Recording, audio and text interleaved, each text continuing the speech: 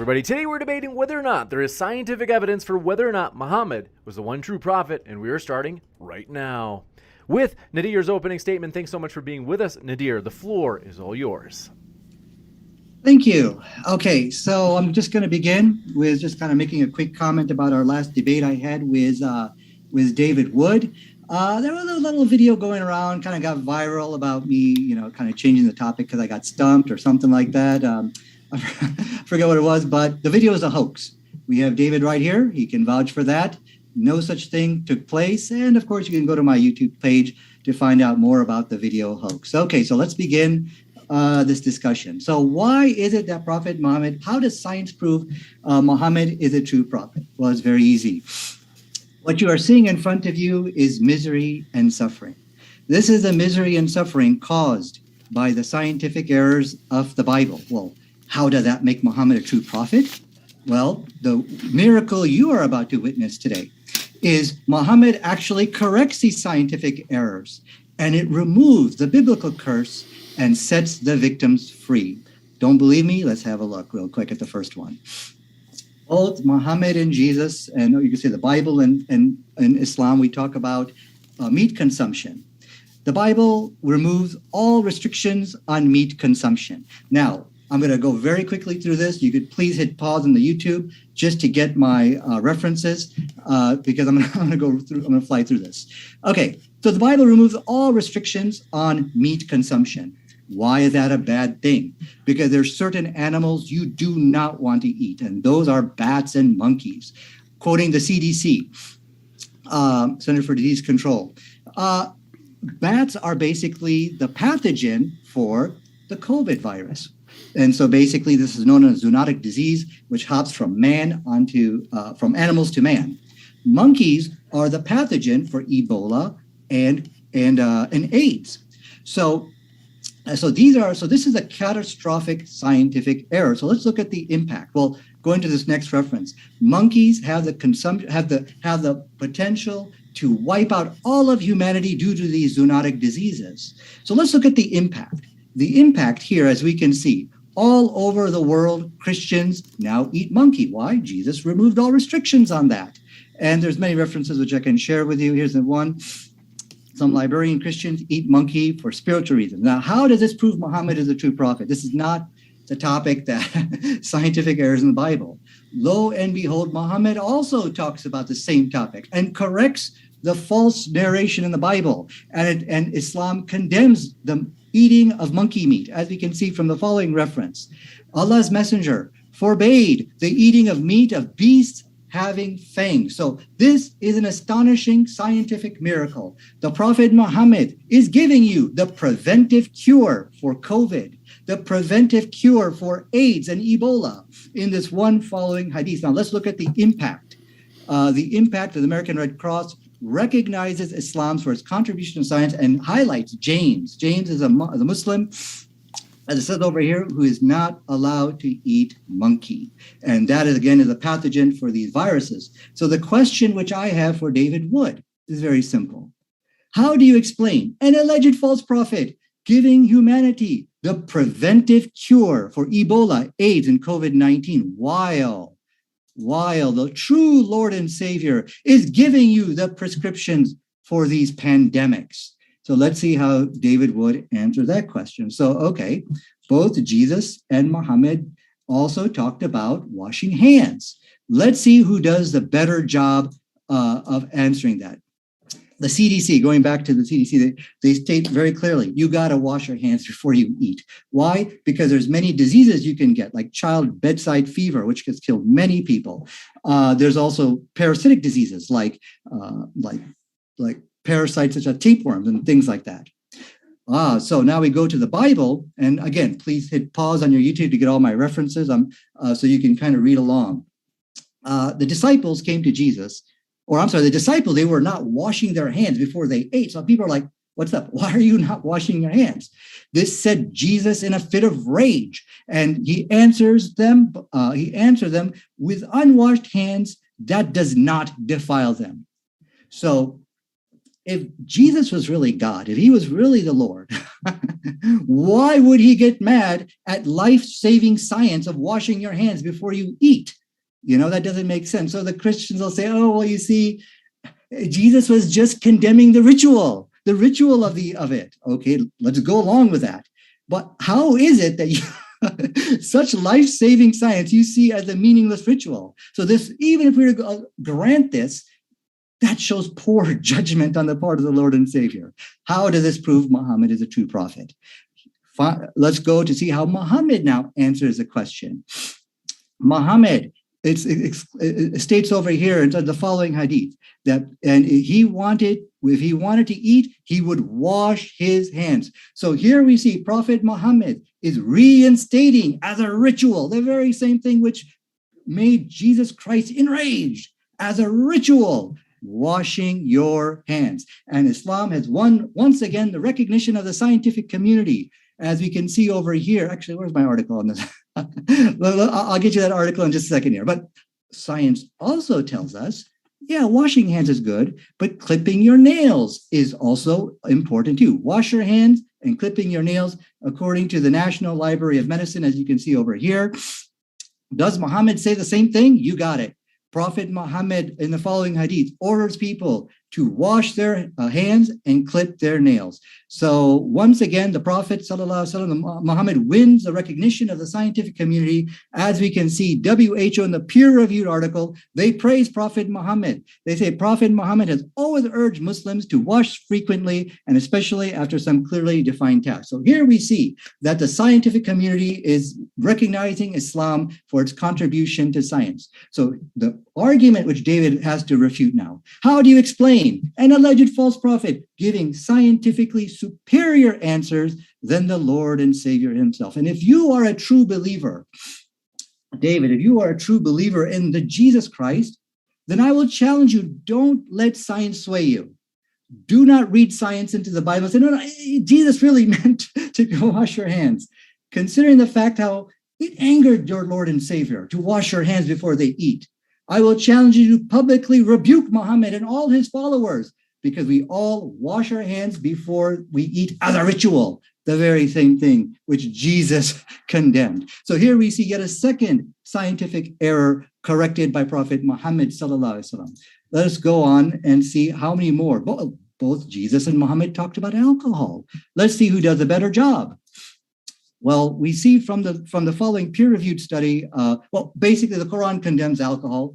And let us see from the following peer-reviewed study over here. This is coming from the European Child of Adolescent Psychology. It says Muslim women, as a result of the teachings of Islam, are 50 times lower than the global average to give birth to a fetal alcohol child. So here we see that Islam is giving a scientifically superior answer on the question of alcohol. And so, many Christians, they try to debate, say, oh, what about alcohol in the Quran? You see, alcohol is allowed in heaven. And they'll say, oh, Muhammad himself, he drank alcohol, which is ridiculous. But they'll make these arguments. And they'll say, well, that's the Quran, they'll say the alcohol is actually good. I don't know if David's going to offer these explanations, but here's my response. Look, whatever you see as a problem in the Quran about alcohol, multiplied by 10, say it's 10 times worse than what you're saying. That doesn't change the fact. In no way does it, refute the fact that the Quran still gives a scientifically superior answer on the question of alcohol than Jesus. Telling us, but what about all these other problems? Science is not concerned with that. Even with all, we were to address all, except all the alleged problems, which can be easily refuted, it doesn't change the fact. Once again, Muhammad gives a scientifically superior answer than Jesus. So that's what makes Muhammad a true prophet. Let us go to the next example. The Bible stigmatizes epileptics as demon-possessed. This is what we read in ancient pagan literature. We see that there was this belief that epileptics suffer from demonic possession. We find once again in the Bible that there was a kid suffering from seizures. They brought him to Jesus and they said, look, this guy has a problem. He had all the symptoms of epilepsy. What? He grit his teeth. He he grit his teeth, he foamed at the mouth, and he had this since he was young. Those are clearly the symptoms of an epileptic. Jesus repeats the ancient pagan myth and accuses a boy of being demon-possessed and allegedly cures him. In order to save Christianity, the Christians say, listen, this is just all a coincidence. You see, epileptics and demon-possessed people, they share the same symptoms. So thus they become indistinguishable, right? Yeah.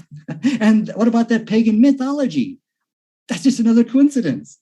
Okay, let's buy it. Let's go along with it. It creates another set of a different type of problems. What problems does that create? Now they're indistinguishable. How do you know who's really demon possessed and who's an epileptic? You see, you can look at the epileptics and you say, you are demon possessed. And that's exactly what happens.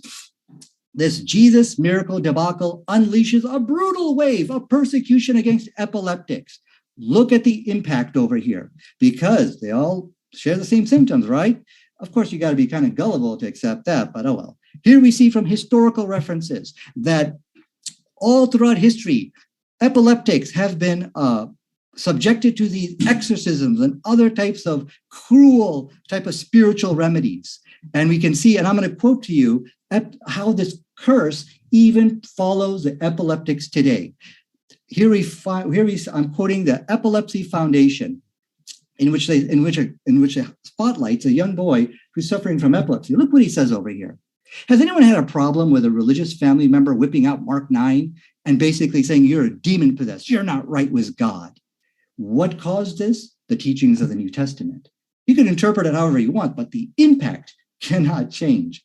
Let us go to the peer-reviewed journal of Dr. Carl Otten-Naken. He's a specialist in neurology from Oslo University. In the following peer-reviewed article, he points the finger at the teachings of the New Testament as responsible, a contributing factor for stigmatizing epileptics as being demon-possessed. Listen to what he says in this article. Christianization reinforced the belief in the healing by rituals. The New Testament describes how Jesus healed a boy, and he goes on quoting that. So notice when I say, look, there are curses in the Bible. This is backed by science. I'm quoting you history. I'm quoting you science. So how does this prove Muhammad is a true prophet? An epileptic also came to Prophet Muhammad sallallahu alaihi wasallam. And guess what he doesn't say? You got it. He doesn't accuse the boy of being demon-possessed. Muhammad refuses to perform any kind of exorcisms or anything like that. And he says, I will invoke Allah to cure the boy. So the fact that Muhammad's name is not inside the scientific literature, that's a miracle, which I'm presenting to you. All the scientific literature on this subject, you will see point the finger at Christ. He is the one who is responsible for stigmatizing the epileptics as being demon-possessed. And that is a miracle, the scientific miracle, which proves Muhammad is a true prophet. He is the one who will lift the biblical curses upon mankind, which the scientific errors caused by the Bible. So let's wrap this up here. Unlike the Bible, which is full of scientific contradictions, as we have all seen, I will challenge David Wood to show me one scientific contradiction in the Quran. I will extend the great URL challenge. I presented to you references from science, which actually praise Islam. Show me one reference from science, a URL, a link, which contradicts the Quran. You will never be able to do so. So this was a challenge which I presented to his buddy, Apostate Prophet, in my debate, which you can watch over here, and you will watch Apostate Prophet fall on his face and fail that challenge. And as a result, AP ran away and canceled all future debates from that humiliation. I predict the same thing is going to happen here because the Quran is in complete harmony with modern science. And that's what's going to be demonstrated here. But look, the issue of contradictions in science, I'll tell you something. The Bible contradicts science, but I still believe it is from God. There's verses which are divinely inspired in there. Here's my point. Telling us that the Bible or the Quran contradicts science, that does not make all the evidence I've presented to you disappear or invalidate it. The Christians offer many what are called reconciliations, which are, maybe the Bible got changed. See, Jesus was a human, and as a human, he made mistakes, stuff like that. Okay, those things work. Why am I offering this disclaimer? Because I know I'll never get the opportunity to address all of the objections against Islam. And when in fact, these things do not how shall I say, disprove the prophet of Muhammad. All it does, it just brings into question its reliability. Has this book been changed or something like that? So let's pound the gavel. Telling us, oh, the Quran contradicts science or the Hadith contradicts science. Just smile at David and just nod your head. That ain't gonna help him tonight. You gotta beat the scientific evidence which I have presented to you, which make Prophet Muhammad a true prophet. Go ahead. Thank you very much for that opening, Nadir. And we're going to kick it over to David Wood for his opening as well. Want to let you know, folks, if it's your first time here at Modern Day Debate, we're a neutral channel hosting debates on science, religion, and politics. Don't forget to hit that subscribe button as we have many more juicy debates coming up, including Islam versus atheism, which has more evidence, which is shown at the bottom right of your screen. That's next Friday with Apostate Prophet and Perfect Dawa. You don't want to miss it. Hit that subscribe button so you don't miss out. And with that, thanks so much, David. The floor is all yours. Thank you, James, and thank you, Nadir, for challenging me to this debate on whether science proves that the most obvious false prophet in history is a true prophet. When it comes to science, Muhammad was wrong on virtually everything he could possibly get wrong. Whenever Muhammad made a clear scientific statement, it was clearly wrong, and Muslim apologists are therefore forced to misrepresent and distort unclear verses in a desperate attempt to provide evidence for their faith. I don't want anyone to miss the big picture of just how wrong Muhammad was, so here in my opening statement, I'll give you an overview of Muhammad's thoughts about the universe, about human reproduction, and about disease and personal hygiene. What was Muhammad's view of the structure of the universe? I'll begin towards the bottom of the universe. Surah 68, verse 1 of the Quran reads, "Nun, by the pen and by the record which men write." The word nun typically goes untranslated, but according to Muhammad's companions, including Ibn Abbas and Ibn Masud, it refers to a large fish or a whale. Ibn Abbas comments on Surah 68, verse 1, Allah swears by the nun, which is the whale that carries the earths on its back while in water, and beneath which is the bull, and under the bull is the rock, and under the rock is the dust, and none knows what is under the dust save Allah. We have many more references to this cosmic fish or whale in Ibn Kathir, Al-Tabari, and Al-Qurtubi. So, Surah 68, verse 1 contains a reference to a fish or whale beneath the 7 earths. Yes, I said 7 earths. In Surah 65, verse 12, we read, Allah is he who created 7 heavens, and of the earth the like of them. Modern Muslims have tried to reconcile Muhammad's reference to 7 heavens and 7 earths with a correct understanding of the universe, but in Jami' at-Tirmidhi 3298, Muhammad himself explained what the Quran is referring to. The 7 heavens are 7 domes over the earth, and there's a 500-year journey between one dome and the next. According to Surah 22, verse 65, these domes are made of some kind of physical substance that would fall on us if Allah didn't hold it up. The verse declares, He, Allah, withholds the heaven from falling on the earth, except with His permission. Most surely, Allah is compassionate, merciful to men. Allah withholds the heaven from falling on the earth. Just as there are 7 heavens, there are 7 earths, with ours, of course, on top. According to Muhammad, there's a 500-year journey between one earth and the next. The earths are stacked on top of each other, but with some space in between. What's the shape of these earths? According to the Quran, the earth is as flat as a carpet. Surah 20, verse 53, He who has made for you the earth like a carpet spread out. Surah 71, verse 19, and Allah has made the earth for you as a carpet spread out. Surah 88, 17 through 20, do they never reflect on the camels and how they were created, the heaven, how it was raised on high, the mountains, how they were set down, the earth, how it was made flat? But it's not only the top earth that's flat. We learn from Muhammad's companions that all 7 earths are flat. Ibn Abbas comments on Surah 65, verse 12, Allah it is who hath created 7 heavens, one above the other, like a dome, and of the earth the like thereof, 7 earths, but they are flat. So if you're trying to get your mind around Muhammad's view of the seven earths, just imagine a giant stack of pancakes, but there's some space between the pancakes. Muhammad's astronomical difficulties don't stop there. Muhammad clearly believed that it's the movement of the sun, not the rotation of the earth, that accounts for our observation of the sun moving across the sky. In Surah 36, verses 38 to 40, Allah says that the sun runs its course, that the sun and moon each swim along in their own orbits, and that the sun can't catch up to the moon. We know Muhammad believed that the sun is moving across the sky from other passages as well. For instance, Surah 18 tells us that Alexander the Great once reached the place where the sun sets. Verse 86 says, "When he reached the setting place of the sun, he found it setting in a spring of black, muddy water." Our Muslim friends try to reinterpret this. Unfortunately for them, in Sunan Abu Dawud 3991, Muhammad also declared that the sun sets in a pool of water. Since the sun sets in a pool, the sun must not be very big, but the other heavenly bodies aren't very big either. Indeed, many of the stars we see are small enough to be flung at demons whenever these evil spirits overstep their bounds. According to several passages in the Quran, stars are missiles that Allah uses to shoot demons when they try to sneak into heaven. If you see a shooting star in the sky, it's because Allah became angry and hurled a star at a demon.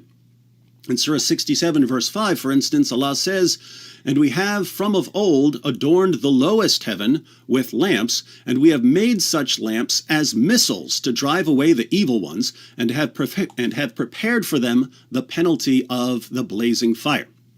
Now, there are some massive problems with Muhammad's view of stars. First, it's extremely odd to claim that shooting stars, which are physical objects, are being hurled at evil spirits. Second, shooting stars aren't really stars. According to the Quran, however, Allah flings stars at demons, causing a bright streak across the sky. The Quran therefore identifies shooting stars as stars, which is simply wrong. Well, we've talked about the cosmic fish, the seven flat earths, the heavenly domes that might fall on us, the skinny-dipping sun, and the stellar missiles. The only question that remains is, what's above the heavens? Muhammad tells us in Sunan Abu Dawud 4705, where he tells his followers, "Above the seventh heaven there is a sea, the distance between whose surface and bottom is like that between one heaven and the next. Above that there are 8 mountain goats, the distance between whose hoofs and haunches is like the distance between one heaven and the next. Then Allah, the Blessed and the Exalted, is above that." So, Muslims point to Muhammad's miraculously scientific statements as proof that Islam is true. But what exactly did Muhammad get right when he talked about the universe? Muhammad believed that there are 7 earths, that's false, all of them flat, that's false, stacked on top of each other like pancakes, that's false, except with a long distance between them, that's false. Out on the edge of the top earth is a pool, that's false, where the sun sets, that's false. There are also 7 heavens above the earths, that's false, and they're domes that will fall on us if Allah doesn't hold them up, that's false. In the lowest heaven are the stars, which Allah uses to hurl at demons, that's false, and all of this is sandwiched between a giant fish, that's false, and 8 giant goats, that's false. But Muhammad's scientific errors don't stop there. Let's turn to Muhammad's view of human reproduction. According to the Quran, Surah 86, verses 5 to 7, semen is formed somewhere between the backbone and the ribs. Muhammad adds in the hadith that women produce semen just like men. Sahih Muslim 608. Man's discharge, i.e. sperm, is thick and white, and the discharge of woman is thin and yellow. In Sahih Muslim 3328, Muhammad says that the mother's semen is why a child sometimes resembles its mother. So both men and women produce semen.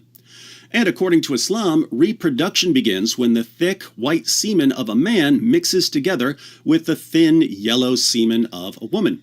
In Sahih Muslim 3329, Muhammad claims to have received knowledge of this from the angel Gabriel, who told him that a child's appearance is determined by which parent ejaculates semen first. Any of you who've taken high school biology know that's not how it works. In Sahih Muslim 614, Muhammad claims that a child will be male if the semen of the man prevails, but that the child will be female if the semen of the woman prevails. This is total nonsense. The sex of a child, whether male or female, is determined by the sperm contributed by the man. Returning to Muhammad's stance on reproduction, once the male sperm mixes with the female sperm, development takes place rather slowly. The developing human spends a full 40 days as a collection of sperm, then spends another 40 days as a clot of blood. The various stages of Islamic developmental biology are put together for us in Surah 22, verse 5, Surah 40, verse 67, and Surah 23, verses 12 through 14 from the Quran, along with Muhammad's claims in Sahih Muslim 6393 and 6397 and Sahih al-Bukhari 3208. These passages yield a number of interesting insights. First, the earliest stage of human development is the sperm stage, which lasts for a period of 40 days. Second, the next stage is the blood clot stage, which also lasts around 40 days. Third, bones are formed before flesh. Fourth, the final stage of development is when Allah determines the sex of the child. All of these claims are false. Sperm can survive for about a week once they've been released, but they certainly don't last 40 days. There's no such thing as a blood clot stage, let alone one that represents a significant portion of early embryonic development. Bones don't form before flesh. Flesh and bones develop at the same time, and a child's sex is determined genetically as soon as the sperm enters the egg. So this is Muhammad's view of human reproduction. Semen forms between the backbone and the ribs, wrong. Then it joins with the female semen, wrong. And whichever one is discharged first determines which parent the child will resemble, wrong. The child spends 40 days as a drop of sperm, wrong. Then the child spends another 40 days as a clot of blood, wrong. Then the child becomes a lump, wrong.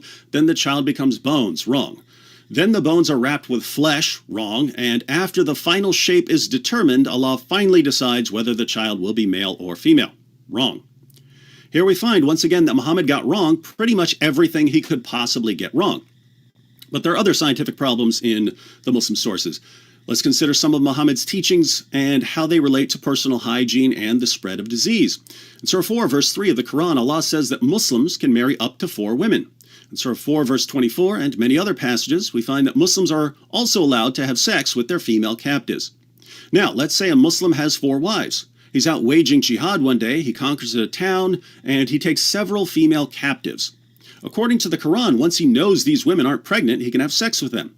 Now, as far as the spread of disease is concerned, is this a good idea or a bad idea? It's a very bad idea. If you start having sex with female captives, and any one of those female captives has a disease, you're going to spread it to all of your wives. Then any children born will be affected. This is a horrible idea. So this teaching of the Quran can be disastrous to your health. What about the Hadith? Let's say you're a Muslim and you want to perform your ablutions. What sort of water should you use? In Sunan Abu Dawud 67, Muhammad tells his followers they can perform their ceremonial washings using water that has dead dogs, used menstrual cloths, and human excrement floating in it. He says, water is pure and is not defiled by anything. In Sunan Ibn Majah 520, Muhammad tells his followers that it's okay to drink water with a dead donkey floating in it.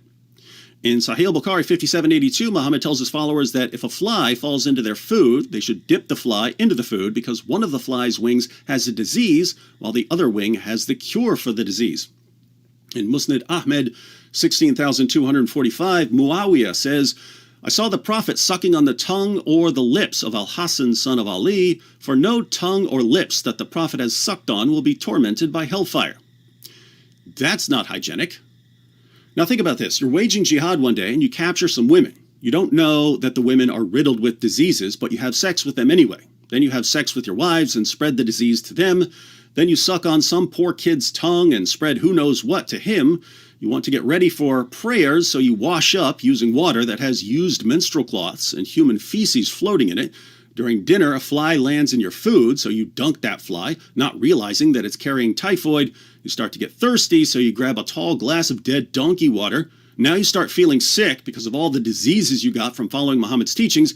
You get a bad stomach ache, and what's Muhammad's solution for your stomach problems? Camel urine. Somehow Muslims look at all of this. They look at Muhammad's claims about the universe and Muhammad's claims about human reproduction and Muhammad's claims about disease and hygiene, and they say, Alhamdulillah, this proves that Muhammad was a true prophet. But what did Muhammad get right? Nothing that any 6-year-old couldn't have told him. And how do our Muslim friends deal with Muhammad's absurd scientific claims? The miracle of reinterpretation. Whenever Muhammad said something that's obviously scientifically false, they simply reinterpret it. And it's one thing if they reinterpret the clear claims of their prophet, but they expect us to reinterpret his claims as well. So the real Muslim argument here goes something like this. You unbelievers should believe that Muhammad was a true prophet, because if you go to the Quran and to the teachings of Muhammad and you reinterpret them every time there's a clear scientific error, you won't find any scientific errors. And if there are no scientific errors, then Muhammad must be a true prophet. But you could use that exact same reasoning to prove that anyone is a prophet. And as a rule, if your argument could be used to show that anyone is a prophet, you probably need a new argument. Thank you very much for that opening statement from David Wood. We're going to jump into the rebuttals. But I've got to say, folks, if you haven't yet, consider hitting the share button. Because if you're enjoying this debate, there's one way in which you could say the completion of the joy in something is sharing it with somebody else. The way you talk about somebody you love and you say, oh, they're so beautiful and tremendous, is you can hit that share button and share this debate with somebody right now who enjoys these debates as well. And that share button is just down below. The rebuttals are 10 minutes each, so we're going to kick it over to Nadir. Thanks so much. The floor is all yours, Nadir. Thank you so much for that. So I believe this debate is over. In a nervous fit, David Wood shotgun blasted us with hundreds of alleged scientific contradictions in the Quran and Hadith and things like that. And before I address him, I want to first say thank you. Thank you, David. You've given me the opportunity now to debunk every single one of these claims. But wait a second, if these claims are really real, you had a simple challenge. Remember my prophecy, I said, David Wood is going to go down just like the apostate prophet. All you have to do is just bring one scientific URL, match it up with the Quran, whether it's murky waters or whatever you brought up, and show the contradiction. You will never be able to do so. And that's something spectacular about the Quran, because you could do that with the Bible. You could do that with other books, but you cannot do that with the Holy Quran. So what he basically did in a nervous fit to my opening presentation, he shotgun blasted us. This is what we call a born-again pepper spray attack. And I've just been victimized by a flurry of alleged scientific contradictions. There's no way I'm going to be able to answer all that in tonight's debate. So listen, if you don't hear an answer from me on these specific points, if I miss some, it's not because we don't have an answer. It's because I got victimized by a born-again pepper spray attack. Why? Because David Wood has ran away from every single argument in my opening presentation. I have pointed out that Prophet Muhammad lifted the curse placed on a biblical curse placed on mankind from the Bible. I've shown you examples of that. In fact, let me go ahead and share my desktop, because he said, oh, well, Muhammad got everything factually incorrect. But I showed you from science today that science has recognized that if you look at the way Muhammad responded, his answer on fetal alcohol syndrome, it's 50 times. They are 50 times less likely to give birth to a fetal alcohol child.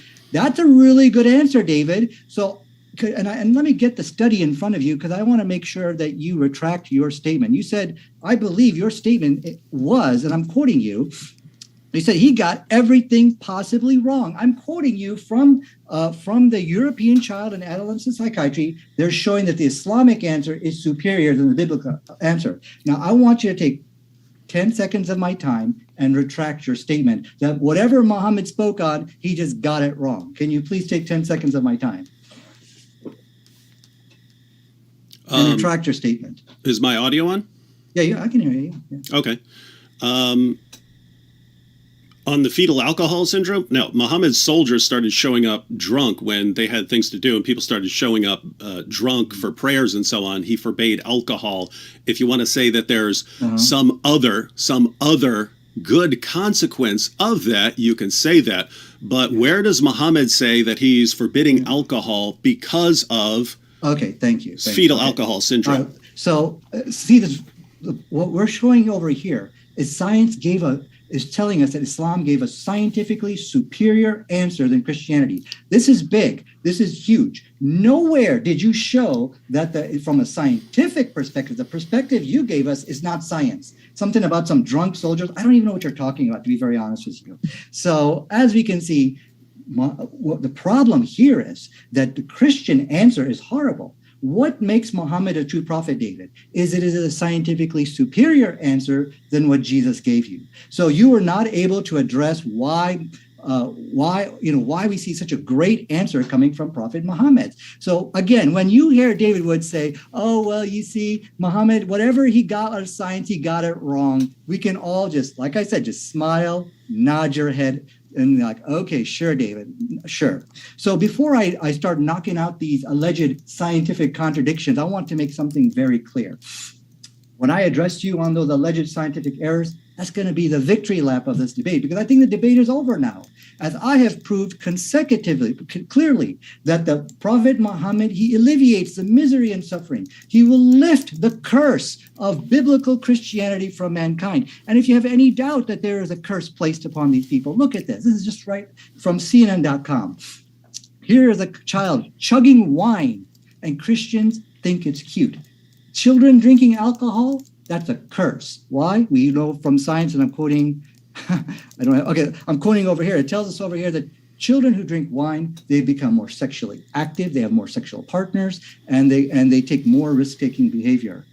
Islam gives a far better answer than what Jesus does. And the problem here is that Jesus, is the Bible creates the conditions for this horrible catastrophe, which you fail to address, as you can see on the screen over here. So let's go ahead and let's knock out some of these alleged scientific errors which you have shown, which you have tried to claim inside the Quran. He said, okay, the sun goes down in a pool of murky waters. He said, you see, this is a scientific contradiction. Well, let me first of all say, if the Quran said that the sun goes in a pool of murky water, that makes the Quran wrong. Okay. Now, what did I say in my opening presentation? Telling us where, well, of course it doesn't, and I'll give you the explanation.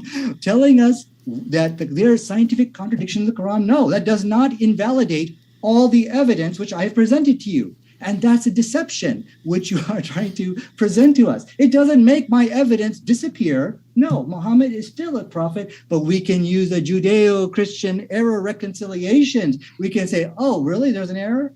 Okay, see, Muhammad was a human being also. So as a human being, he made an error.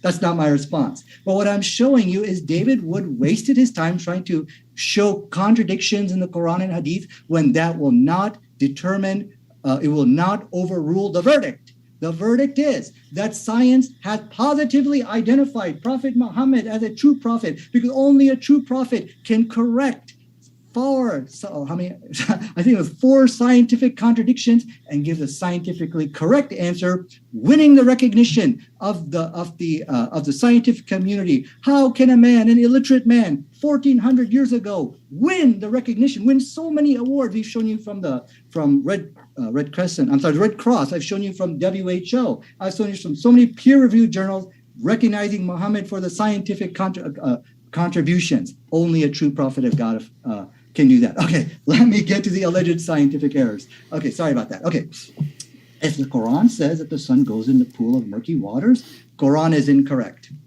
But that's not what the Quran said. It said it taghrib, in a pool of murky waters. And there's a distinct difference between the two. Okay, so I believe you also quoted the hadith. Here we see taghrib is used over here.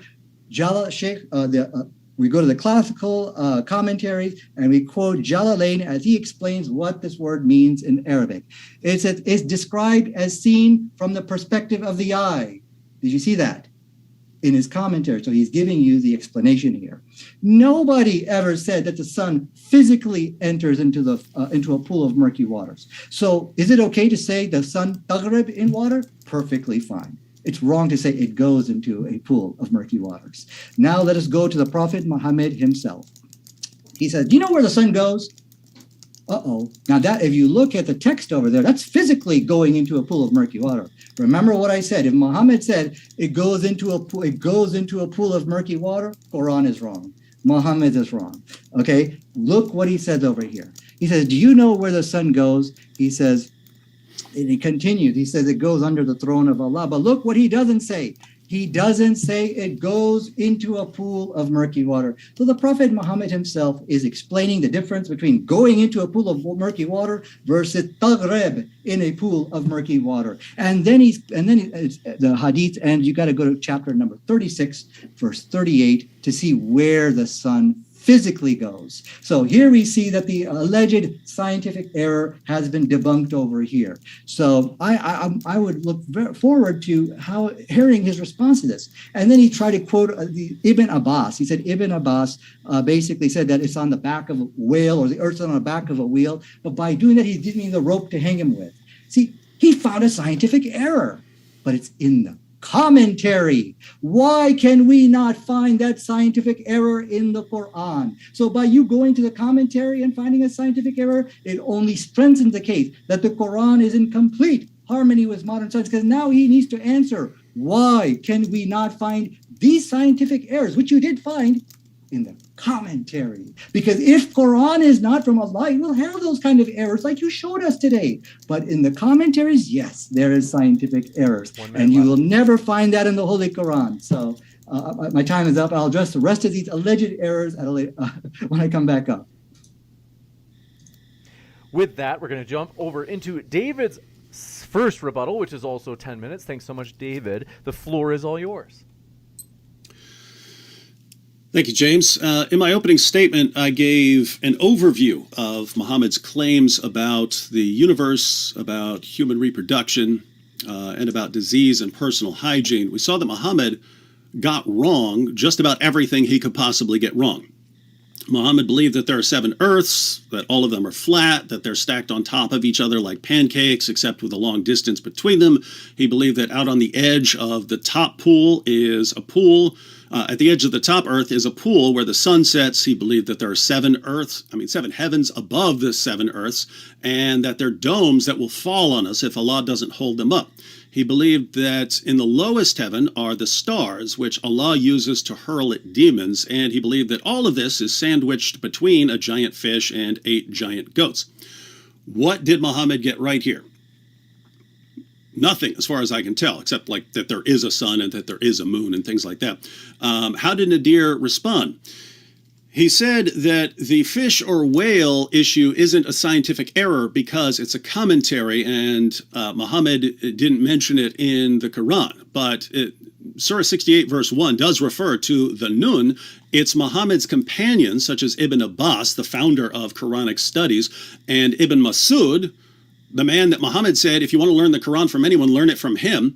And they're the ones who tell us what the word Nun refers to. It refers to this giant fish, and the 7 earths are on top of its back. So these are Muhammad's companions, and they're saying something about this referring to a fish. Where do they get this idea? The people who learned the Quran directly from Muhammad tell us what this is referring to, and Nadir says, yes, well, if it's a scientific error for them, then it's not a problem. But these are the guys who are learning the Quran from Muhammad. And they're saying something very similar. They're saying something about this referring to a giant fish or whale. So, looks like a problem. Nadir says that what the Quran means when it says that the sun sets in a muddy pool is that it simply appears that the sun sets in a muddy pool. And he says that this is what Muhammad means in the hadith, but that's not what Muhammad said. When Muhammad talks about it, he's not talking about Muslims seeing anything or anyone seeing anything as an appearance. He tells his companion where the sun actually goes when it sets. Let me read for you. Sunan Abu Dawud 3991. Abu Dar said, I was sitting behind the apostle of Allah who was riding a donkey while the sun was setting.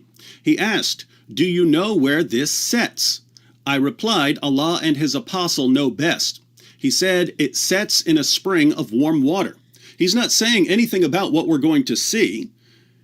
He simply says to one of his companions, you know where the sun is going? His companion says, I don't, you're the prophet. And what does Muhammad say? It sets in a spring. It sets in a spring of water. Now, if you're going to simply reinterpret that, then yes, you can reinterpret anything you want.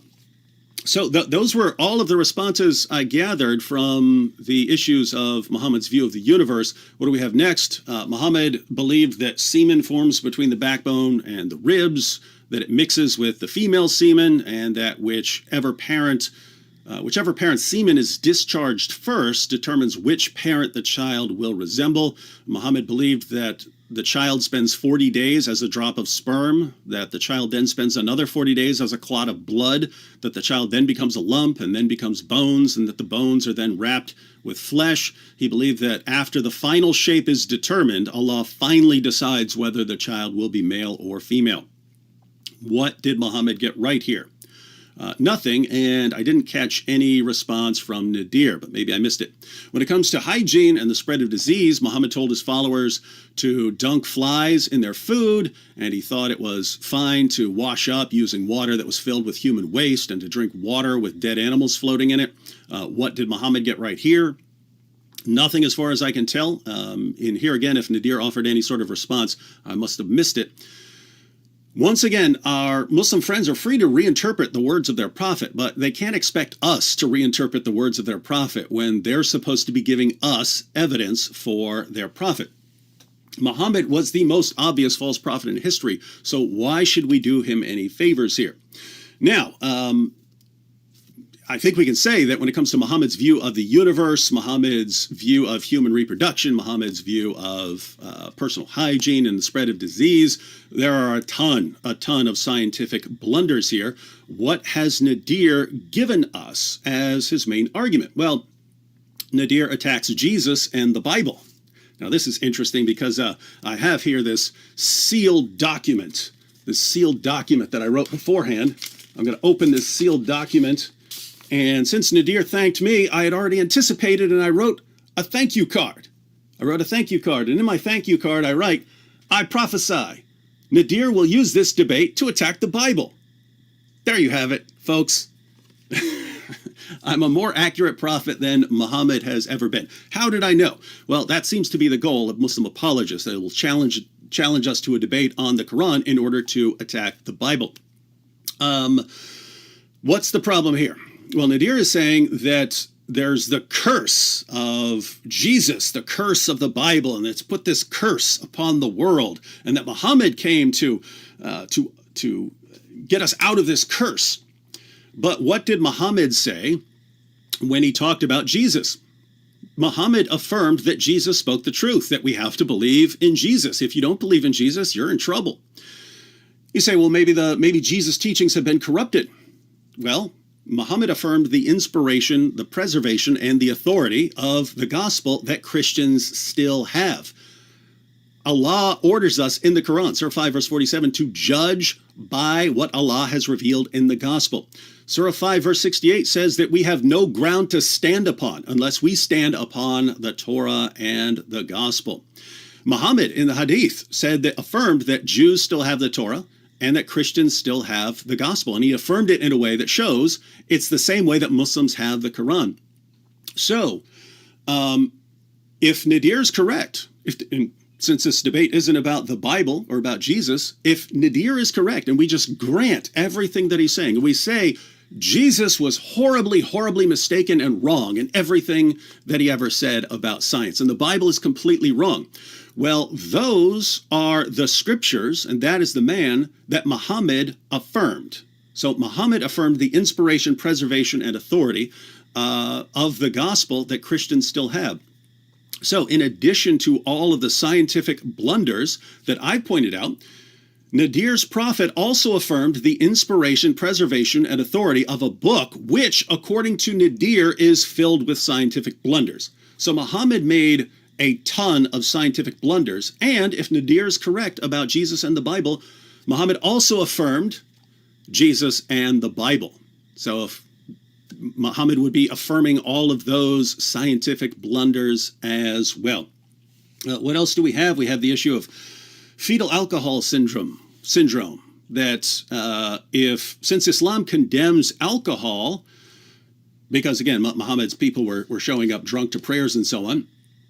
If the Quran condemns alcohol, then anything that happens as a result of that is Islam giving a true scientific teaching. But notice, alcohol can have positive impacts on health. So, for instance, if it can lower your rate of heart disease and things like that. So notice, imagine a world where I walk into a debate and I say, Christianity allows alcohol with moderation. Islam forbids alcohol. But alcohol can lower the rate of heart disease. But Islam doesn't allow you to have that health benefit. Therefore, Christianity is true, and it saves us from the scourge of Islam. That would be absolutely ridiculous reasoning. The only way you can make any sort of scientific argument for that is if the Bible is saying here's why it is, it actually lowers the rate of heart disease or something like that. So what we have is Nadir saying that Islam forbids alcohol, and therefore anything that happens from alcohol that's negative, well, Islam saved us from that. And this is just a very strange, very horrible argument. Certainly not something that would outweigh all of the scientific blunders. Again, Muhammad's view of the universe, Muhammad's view of human reproduction, Muhammad's view of the spread of disease and personal hygiene and so on. Everything he says is completely ridiculous. And Nadir's saying, well, Muhammad didn't like his people drunk, therefore it's a miracle. Okay, so if following this reasoning, anyone who forbids alcohol would have to be a prophet, and that's going to be a lot of new prophets. Thanks, Nadir. Thank you for that. We're going to jump into the second rebuttals. These are actually going to be 7 minutes long, so a bit shorter. And want to remind you folks, our guests are linked in the description, so if you want to hear more from David Wood, if you want to hear more from Nadir, you can learn about their views by clicking on their links in the description box below. And we always put our guest links in the podcast episode description box as well, in case you're listening via podcast. With that, thanks so much, Nadir. The floor is all yours. Yeah, so as I said, the debate is basically over. Let me first address the little letter which he wrote to himself about using the Bible. So you see, David, I think you're misunderstanding the argument being presented to you. So you are actually attacking a straw man. So let me go ahead and clarify it for you. You see, the issue is this. What makes Muhammad a true prophet is that Jesus spoke on certain topics: washing hands, alcohol, meat consumption, and a whole variety of others. Prophet Muhammad comes back and talks about those same exact things. And he gives a scientifically superior answer than that of what Jesus brought. That is what makes Muhammad a true prophet, number one. Number one, he alleviates the misery and suffering caused by the teachings of Christ. For example, I've shown you from the research over here that Muslim women are 50 times less likely to give birth to a fetal alcohol child. I also showed you that when I talk about the curse, I showed you a child chugging wine in a church. That's a curse I'm talking about. The Bible creates the conditions for this type of catastrophes to happen here. So I'm not saying, okay, look, the Bible has scientific errors. In fact, I even said, just because the Bible has scientific errors, that doesn't automatically make it wrong. It doesn't automatically disprove the divinity of Christ. I still believe in the Bible in spite of all of its scientific errors. You see, so for you to come tonight and tell us, oh, but Islam has all these scientific errors, which of course is very easy to debunk. Listen, I can't, he pepper sprayed me with hundreds of points. I lack the superhuman capability. I'm not a Superman to address every single point. Like I told you, you'll never get the opportunity to address every single one.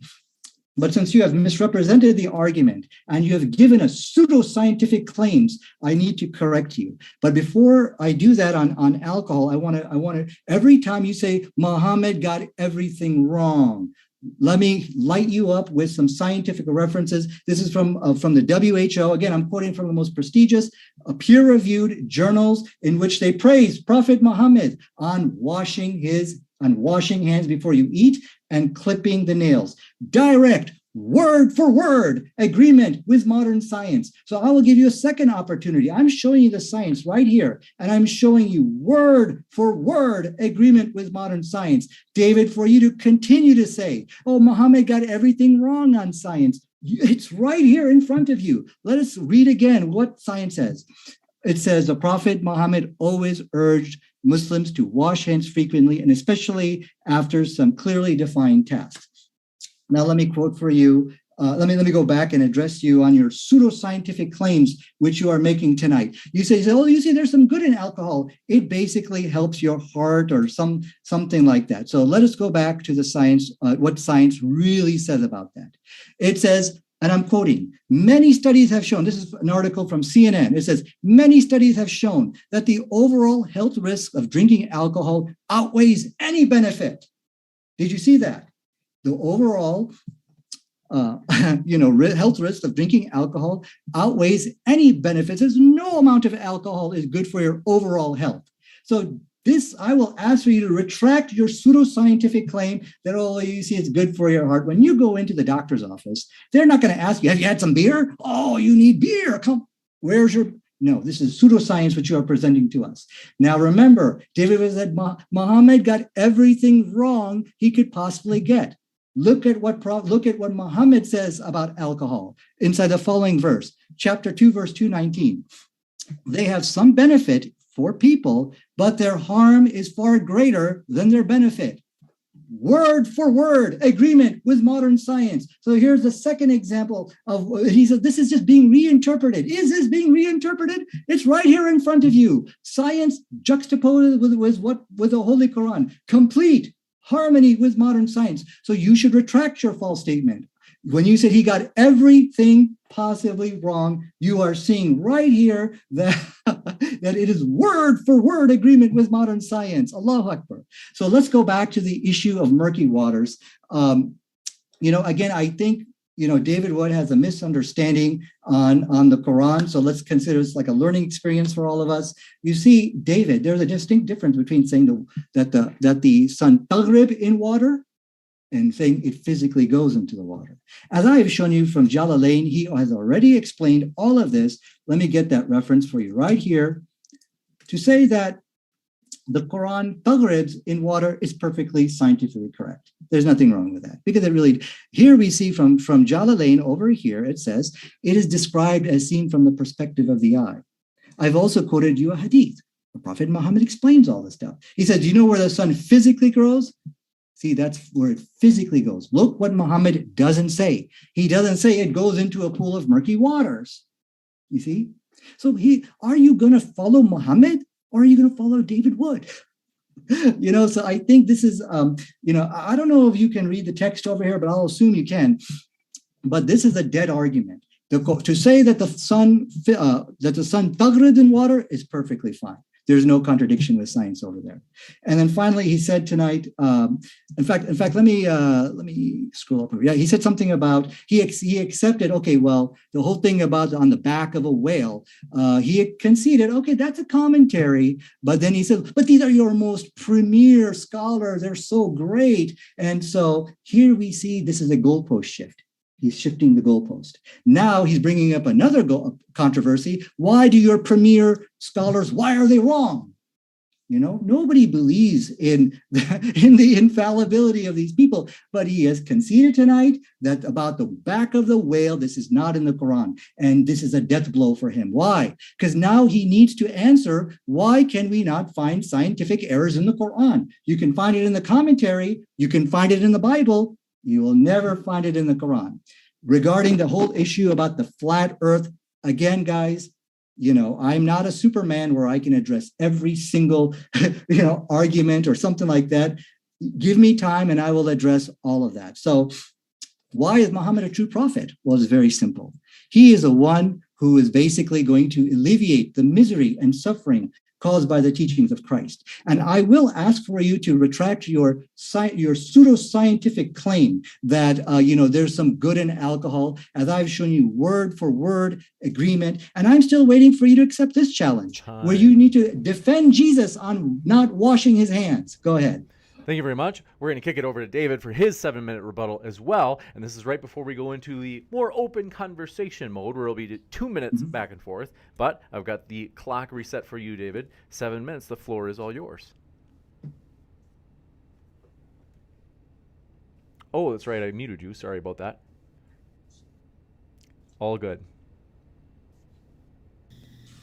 Check. Can you hear me? Yep. Okay.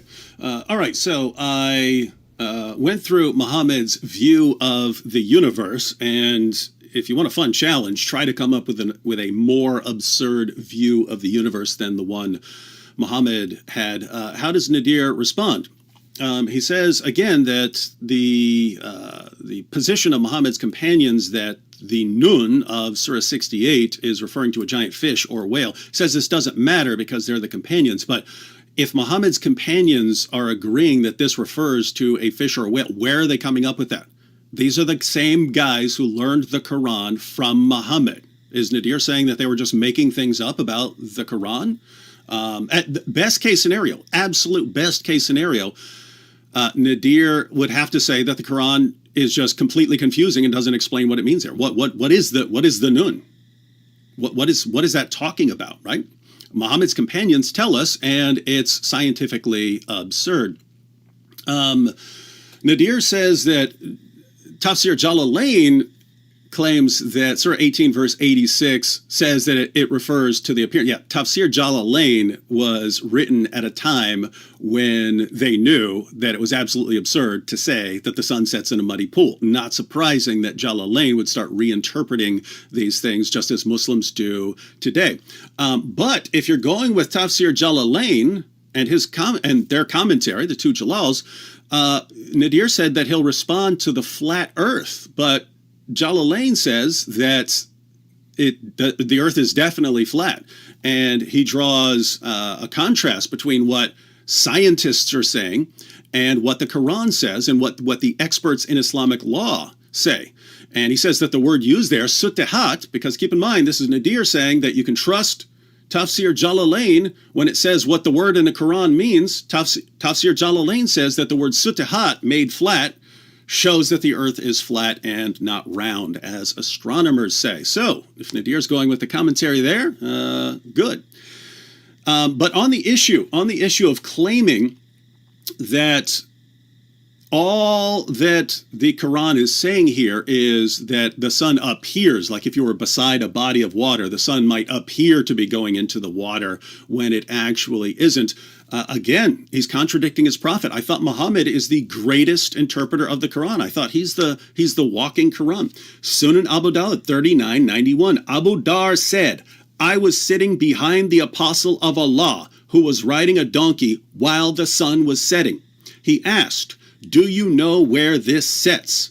I replied, Allah and his apostle know best. He said, it sets in a spring of warm water. This isn't talking about anything they're seeing. They're not seeing a spring. They're in a desert. They're not seeing some sort of spring. Muhammad is telling his companion who doesn't know where the earth sets, where the sun sets, he's telling him where the sun sets. And he says it sets in a spring of water. It can't simply be referring to the appearance of the sun setting in a spring or something like that, because companions of Muhammad would know that. They would know that, hey, if the sun looks like it's setting, if all you see on the horizon is desert, it would look like the sun is setting into a desert. If you were beside a body of water, it would look like the sun is setting in a body of water. Muhammad doesn't say this is some sort of appearance. He says, I'm telling you where the sun is going when you can't see it anymore. And he says it goes into a pool of water. So we have no reason to think that Muhammad got anything right about the universe. What about Muhammad's view of human reproduction? There he got everything wrong as well, and haven't seen any response from Nadir. What about Muhammad's view of disease and personal hygiene?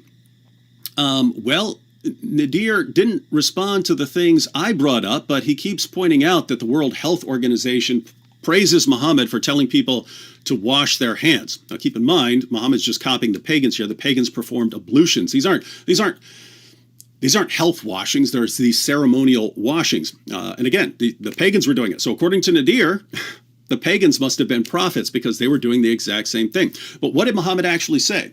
Muhammad said that water is not made impure by anything. It doesn't matter if it's got human waste in it. It doesn't matter if a dead animal is floating in it. So Nadir, please quote me, the World Health Organization, saying that even if there's a dead animal or a dead dog or a dead donkey or used menstrual cloths or human feces floating in a pool of water, it's perfectly safe to use, it's perfectly safe to drink, perfectly safe to use in your washings, because water is not made impure by anything. Then we will have a scientific miracle on our hands.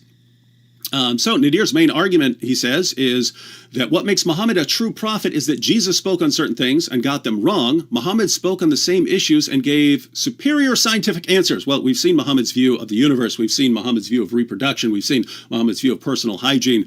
It's all absurd as far as I can tell. Nadir continues with the issue of alcohol, that if Muhammad condemned alcohol because he didn't want people showing up drunk for prayer, this must mean that any good benefit that ever comes about because of that is because Muhammad was making an accurate scientific claim. Muhammad's not making a scientific claim there. Muhammad's not saying, here's my scientific claim about about alcohol and its impact on fetal alcohol syndrome and things like that. Muhammad says, stop drinking alcohol. And we know what the historical background there is. So what's the miracle here? Nadir says, I'm not explaining this miracle. Muhammad wasn't making a scientific claim. And this is my point. When Muhammad is making scientific claims, like the sun setting in a muddy pool, like stars being missiles that Allah uses to shoot demons, like there being 7 earths that are stacked up, that the heavens would fall on the earth if Allah wasn't holding them up, that semen is formed between the backbone and the ribs. When Muhammad, that there are 2 semens, the female semen and the male semen, and they mix together and so on. When Muhammad is making scientific claims, he's wrong. And when he says something about alcohol, and he's not even making a scientific claim, suddenly that gets reinterpreted as a scientific claim and shown as a miracle. And I just have to say, you could do this for anyone in history. Find anyone in history, you could show that he's a prophet using the exact same method Nadir is using. Thank you very much for that rebuttal. We're going to kick into 2-minute intervals for open discussion for about 40 minutes. So thank you very much. Gentlemen, reminder, folks, our guests are linked in the description, and that includes if you're listening to this episode via the Modern Day Debate podcast, as we put our guest links there as well. Thanks so much, gentlemen. The floor is all yours. Okay, so I'll go ahead for 2 minutes. So my response is clear. Give me a break. He said, I did not hear Nadir talk about, all these issues, semen in the backbone, flat earth, well, yeah, because I lack the superhuman, Superman-like capabilities to address all of these alleged scientific errors. So give me one at a time and we'll address that. So what we are seeing here is a nervous panic from David Wood.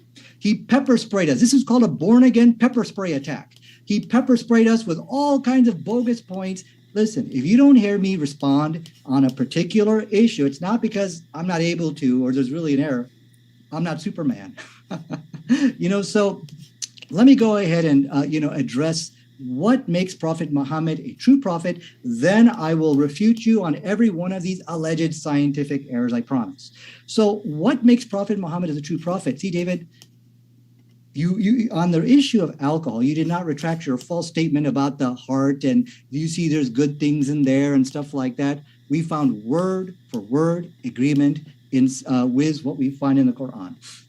The whole thing about pure waters, this is a goalpost shift, okay? From a scientific perspective, no way did you show that Jesus spoke about alcohol, but how is that any better than what Muhammad brought? I showed you in light of all, you claim that, well, Muhammad is really just, because he saw some people drunk, that's the reason why he condemned alcohol. There's a reinterpretation game right there, okay? You are reinterpreting the text, okay? But even from a scientific perspective, who cares? The fact remains that in spite of all the problems on alcohol, and let's just stick with alcohol, finish that, then move to the next point. I think it's undeniable that it is a scientifically superior answer than what Jesus gave. If you claim that Jesus gave a better answer, then show us the documentation. And that's really what we're missing from you. Show us how Jesus gave a better answer scientifically on alcohol than Muhammad. I've shown you where children are drinking alcohol, and they think it's cute. No, it's not. That's a curse. I've shown you that when in the study, they said, if you want to learn the fetal alcohol syndrome issue, you got to go to the Christians. That's a curse. Muhammad removes all of this with his response, and that is what is written inside the scientific documentation. So I think that's my 2 minutes, right, James? So the question I'm going to ask you, let's take one issue at a time. Show me how Jesus's answer on alcohol is better than Muhammad's. There's no need, because I think it's a ridiculous argument that you're making. Your argument is, if Muhammad gave a superior answer to Jesus, then Muhammad would be a true prophet. Absolutely ridiculous. So take an issue like Islam allowing child marriage, right? Here are the facts about child marriage. When a man gets a young girl pregnant, he's putting both the girl and her baby at risk. Rates of toxemia, sepsis, obstructed and prolonged labor, hemorrhaging, and fistulas all increase significantly for very young mothers. The babies born to these mothers have higher rates of infant mortality, premature birth, and low birth weight. So, following Nadir's reasoning, anyone who comes after Muhammad and gives a scientifically superior claim to that, right? Like anyone who comes along and says, hey, don't have sex with a girl until she's fully mature, that person must be a true prophet.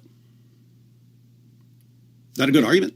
I mean, are we going to believe that anyone who gives a better answer than Muhammad on that issue, or anyone who gives a better answer than Muhammad on what stars are, or anyone who gives a better answer on the issue of the sun setting in a pool, or anyone who gives a better... You want me to answer? Shall I answer? No, using my 2 minutes. Stop interrupting. Or anyone who, or that semen is formed between the backbone and ribs. Anyone who comes along after Muhammad and gives a scientifically superior answer to Muhammad must be a true prophet. Here's the thing. No Muslim in the world would accept that argument. No Muslim in the world would accept that argument for Joseph Smith or for any person claiming to be a prophet today, even though anyone who claims to be a prophet today would be giving a superior answer to Muhammad. And so you'd reject the argument for anyone else, and yet you expect us to believe it for Muhammad.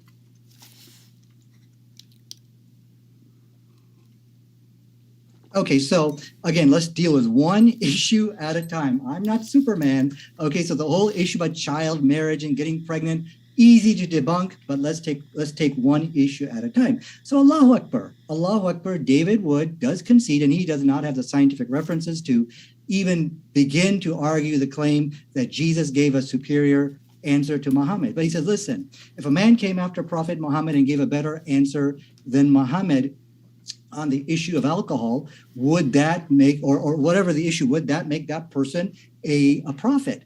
Well, if it was just that one issue, I would probably say no. But here's the problem. If the answer on alcohol, which Muhammad gave, actually caused physical deformities in children, like we saw with the case of Jesus, if you saw the imams are giving alcohol to drink to little children, which we know makes them more sexually active, makes them have more sexual partners, here comes another guy who fixes that. That's a big problem. That would be a big problem. But again, what makes Muhammad a true prophet is just not one isolated incident. We are talking about, I think, 5 scientific corrections. So again, going back to the issue, if it's just alcohol, let's not make that conclusion that Muhammad is a true prophet based on that. But what that does do, that debunks the divinity of Jesus. How it does? Because how do you explain that an alleged false prophet gives a scientifically superior answer than the very Lord and Savior himself? And he's supposed to be a false prophet. And so that debunks the divinity of Christ, that debunks Christianity, because that never happens. But is Muhammad a true prophet at this point? No. Because as David pointed out, it can happen naturally, something like this.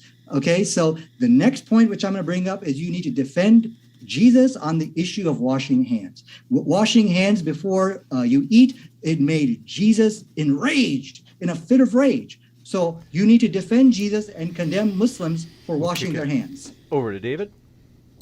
I still don't think Nadir is understanding anything I'm saying at all. I don't have to defend Jesus at all in a debate about whether science shows that Muhammad was a true prophet. Jesus is talking about ceremonial washings. Again, in Muhammad's ceremonial washings, you could use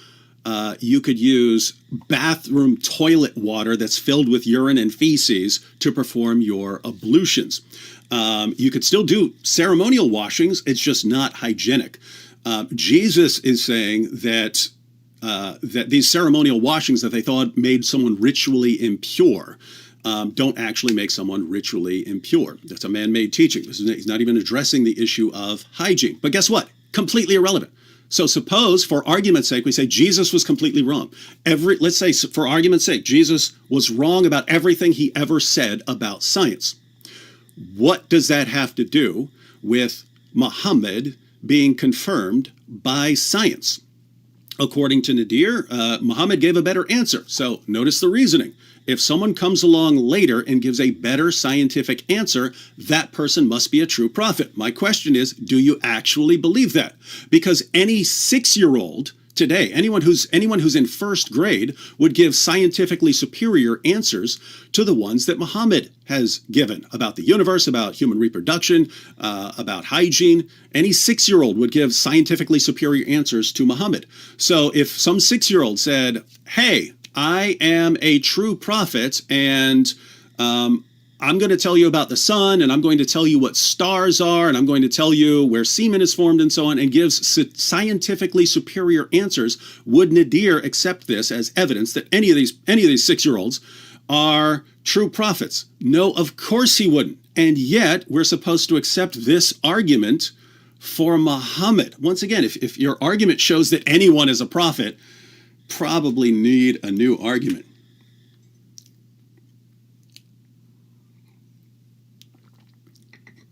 Okay, so now you are conceding that, okay, the problem here, you are not able to defend the Lord and Savior himself from when he got angry at people not washing their hands before they eat. As you can see, it's an indefensible scientific error of the Bible. But like you said, this is really not the issue that the Bible contradicts science. But what if a 6-year-old could do that, as David would say? Would you accept him as a prophet? Well, what I would say, that is something absolutely amazing. Because a man or a 6-year-old, 1,400 years ago, how would he be able to know what are the scientific contradictions of the Bible and give a scientifically superior answer than that of the Bible? Now, so you have conceded for a second time tonight that yes, on the issue of washing hands, Muhammad gave a scientifically superior answer. And any doubt about that, I did quote the WHO as well as other articles praising Muhammad for not just washing hands, David, it's washing your hands and clipping your nail. Word for word agreement with modern science. Allahu Akbar. Now, I got some time where I can issue the whole thing about dirty waters, dead animals in it, or something like that. So let me go ahead and respond to that. Muhammad asked, basically the whole thing about dirty animals and drinking water in it. I will give you the CBN article. The water which you are referring to is drunken by millions of people all over the world. That is because there is no other water. As you can see from the reference which I'm presenting to you, this is a CBN article. Let me quote this little girl. It says, drinking water with dead animals in it. We have to drink it because there is no other place. And the Arabian desert is one of the most inhospitable places from geologically in the entire world. So that is why Muhammad said, yes, you can go ahead and use that water. And now let's talk about smacks of stupidity and delirium. Listen, when people came to Muhammad asking about what water to drink, they're not asking that from a scientific point of view because these are the masters of desert survival. They're not coming to Muhammad to ask about drinking water because they already know the answers. They already know how to survive in the desert, but they're asking to see, will God punish us? Is it sinful to use this kind of water? So you can't be this ignorant as to assume, and of course, you'll see on TV, there's many, Bear Grylls and other people who are drinking from the same dirty water because in a desert survival, that's the only thing you have. So that should debunk this alleged claim. Why did Muhammad allow that? Because it's not sinful. Now, the last thing I'm going to address is the issue. I think my time is up on pure. Muhammad says this is pure water, and I will debunk that as well. Go ahead. All right. Well, Nadir says that that Jesus gave scientifically inferior answers, and this calls into question the divinity of Jesus and so on. Again, for purposes of this debate, let's suppose everything Jesus ever said was completely wrong. Who did Muhammad affirm? Who does the Quran call the word of Allah? Jesus. So the Quran affirms the inspiration, preservation, and authority of the gospel that Christians have, and Nadir is saying this book is riddled with scientific errors and blunders. What does this mean? It means that the Quran is affirming these scientific blunders. The Quran tells us to judge by the gospel, but Nadir is saying that this is the scourge of humanity, and it's this evil, horrible book, and it will get everyone killed. Really? Okay, so that's the book Allah tells us to live by and to judge by? Very strange. He said that that in the desert, people had to drink water with, animals floating in it and so on. Really, do they need to perform ablutions with water, water that is filled with human waste, human excrement? Dead animals, used menstrual cloths? Do you have to perform ablutions with this? In other words, do you have to go and start rubbing this water, this disease-riddled water, on yourself? And Nadir says, well, Muhammad's companions, they already knew what they had to do because they were desert people. In several of these hadiths, they're actually coming to him and asking him, hey, what about this water with a dead animal floating in it? Hey, what about this well over here that is used as a garbage dump, and people throw their used menstrual cloths and they dump their human waste buckets into it? What's up with that water? Should we be using that? And what does Muhammad say? Water is not made impure by anything. So they rub it all over themselves, and of course, you can drink it. And to say that the World Health Organization would agree with this is absolutely absurd. Please give your source.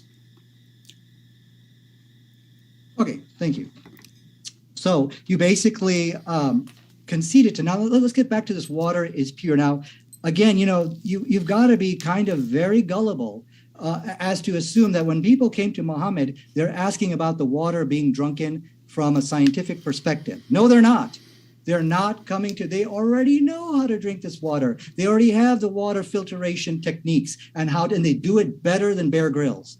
They do it better than all the desert survival people that you are seeing on the screen tonight. Okay, so you got to have some common sense. Nobody is coming to Muhammad asking, is this a safe source to drink from water? These are the people, the masters of desert survival. So let's talk about the catastrophe which David Wood is basically suggesting to us, that Muhammad should have condemned that. Could you imagine that? That water with dead animals and feces and all that in there, that's the drinking water for people today. Could you imagine if Muhammad would have condemned that? You will see scores of dead people all over the world. So thank God he didn't do it. So now let's address the issue of pure water. The whole issue, I think why did Muhammad say that, look, this water is pure? Let's go. So here we see this child is drinking from the same water over here. It's sad. So here's a hadith which you are quoting. It says, water is pure and it is not made impure by anything. The word there is yajnisu, from the word najasa. Now read the Holy Quran. It's the same word used over here. The disbelievers are najis. You see? Are they talking scientifically there? Or are they talking from a spiritual point of view? Answer that question when you come up. Because it's the same word you're going to find in the hadith. You see? So it goes back to what I was telling you.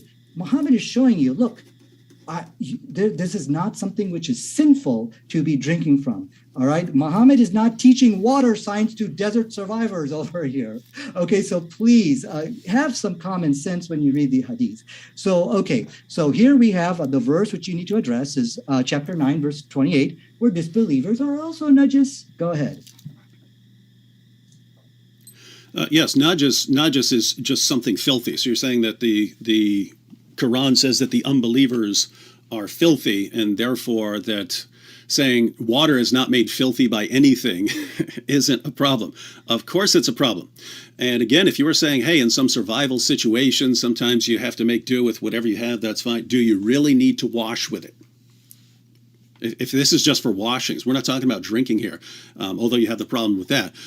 But if this is just a matter of washing with it, do you really need to be rubbing this on your body? It looks like we're at an impasse here. You're saying, hey, that sort of thing is fine, and I'm saying it's not. But you did say that we should go through issues one at a time. So let's go through a couple of them. So just one issue. Just because it's a common one, I'm sure you get this all the time, but stars being missiles. So Surah 67, verse 5, and we have from of old adorned the lowest heaven with lamps, and we have made such lamps as missiles to drive away the evil ones, and have prepared for them the penalty of the blazing fire. So stars are missiles that Allah uses to shoot demons. And you have multiple passages on this in the Quran and in the Hadiths. But the general teaching is that when a demon tries to sneak into heaven to hear Allah's plans, Allah takes a shooting star and hurls it at the demon so that the demon won't hear his plans. And when you see a shooting star across the sky, it's because Allah has hurled a star at a demon, and that's what a shooting star is. Now, multiple problems here. Again, one, that a star is something that Allah hurls at demons and hits them to keep them from sneaking into heaven, but also the issue of claiming that shooting stars are actually stars, which they aren't. So, one issue at a time. What do you think of that? Well, thank you for not pepper spraying me with hundreds of points over here. Thank you for taking one issue at a time. I'm an old man, and what I think about shooting stars is, once again, you are showing the scientific accuracy of Prophet Muhammad sallallahu alaihi wasallam. But I find it very disturbing here that if you really believe Jesus is the Lord and Savior, you should have defended him and say no. You should have said, not washing your hands before you eat. This is the sunnah. This is the way of Jesus. And you should have rebuked Muslims and Muhammad for teaching people to wash their hands before they eat and clipping their nails. You should have defended Christ on that, but you didn't, because you see he's wrong. So the issue of what makes Muhammad a true prophet here is that he consistently corrects the wrong errors which you now see in the Bible. So now let's get to the shooting stars, and we'll talk about the scientific miracle and scientific accuracy. First of all, the verse in the Quran, it does not say stars, okay? It says lamps. Okay, so from a scientific perspective, they're perfectly fine with that. Why? Because this is talking about some kind of miracle of Almighty God taking place, that God is going to take these lamps and hurl it at the devils. Now you might say, oh, I don't like that. But you are supposed to be arguing from a scientific perspective. You are supposed to show us from scientific references that this is unscientific, which you will never be able to do. Why? Because just like apostate prophet, you are losing the URL challenge. If you go back to this debate over here, you will see him fall on his face because he can never bring a scientific reference which contradicts the Holy Quran. So now let me very quickly go to the scientific miracle, because they asked Prophet Muhammad about the shooting stars, because in the sky, that little streak in the sky, as David Wood said, these are not stars. Okay, these are meteors which are burning up in the atmosphere. Now, look how when they ask, where's my notes? Look when they ask Prophet Muhammad this question, what he responds. And unfortunately, my time is up. So in my next response, I'll show you that miracle. Do I just start, James? Okay. So Nadir says that Surah 67:5 there isn't talking about stars, because it says, and we have from of old adorned the lowest heaven with lamps, and we have made such lamps as missiles to drive away the evil ones. All right, so he says, since it says lamps, it's not talking about stars. But we have the parallel passage in Surah 37, verses 6 to 10, where it talks about them in the same way, that these are things that adorn the sky and so on. Here's the passage, Surah 37, verses 6 to 10. We have indeed decked the lower heaven with beauty and the stars, for beauty and for guard against all obstinate, rebellious, evil spirits. So they should not strain their ears in the direction of the exalted assembly, but be cast away from every side, repulsed, for they are under a perpetual penalty, except such as snatch away something by stealth, so trying to steal information from Allah. And they are pursued by a flaming fire of piercing brightness. That's the shooting star that we've heard so much about. So So Nadir says in Surah 67:5 it says lamps, so it doesn't mean stars, but in Surah 37 it clearly says stars. We also have Abu Qatada, one of Muhammad's companions, explaining this in Surah 67 verse 5 of explaining Surah 67 verse 5 in Sahih al-Bukhari 3198. Abu Qatada mentioning Allah's saying, "And indeed we have adorned the nearest heaven with lamps," Surah 67:5 said, "The creation of these stars is for three purposes, and they are, 1, as decoration of the nearest heaven, 2, as missiles to hit the devils, and 3, as signs to guide travelers." So if anybody tries to find a different interpretation, he is mistaken and just wastes his efforts and troubles himself with what is beyond his limited knowledge. So notice, Abu Qatada just condemned any Muslim who comes up with another interpretation, which is what Nadir just did. So he stands condemned by Muhammad's own companions. Okay, let me quickly, I forgot to address a couple of points you raised. You said, okay, well, in ablution and doing wudu, why would Muhammad say people, okay, fine, you can go ahead and use that? Well, I will answer that with a counter question. And that question is, why are you assuming that the people he's talking to don't know basic water purification techniques? Why would Muhammad have to explain that to the people who are the masters of desert survival? That makes no sense at all, okay? So again, but there's a problem here. David Wood is having a problem finding scientific errors in the Quran. He's zigzagging all across. Ibn Qatada, he's going to the Hadith, and we could go there, no problem. But he's running away from the Quran. He can't find a scientific error in there. Telling us that there's lamps or even stars being flung at the demons.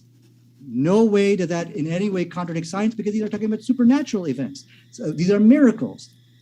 He's losing the challenge, the URL challenge. He's falling on his face just like apostate prophet did, because the Quran is in complete harmony with modern science. Now, again, on the shooting stars, I have not shown the miracle yet, but I will get to that.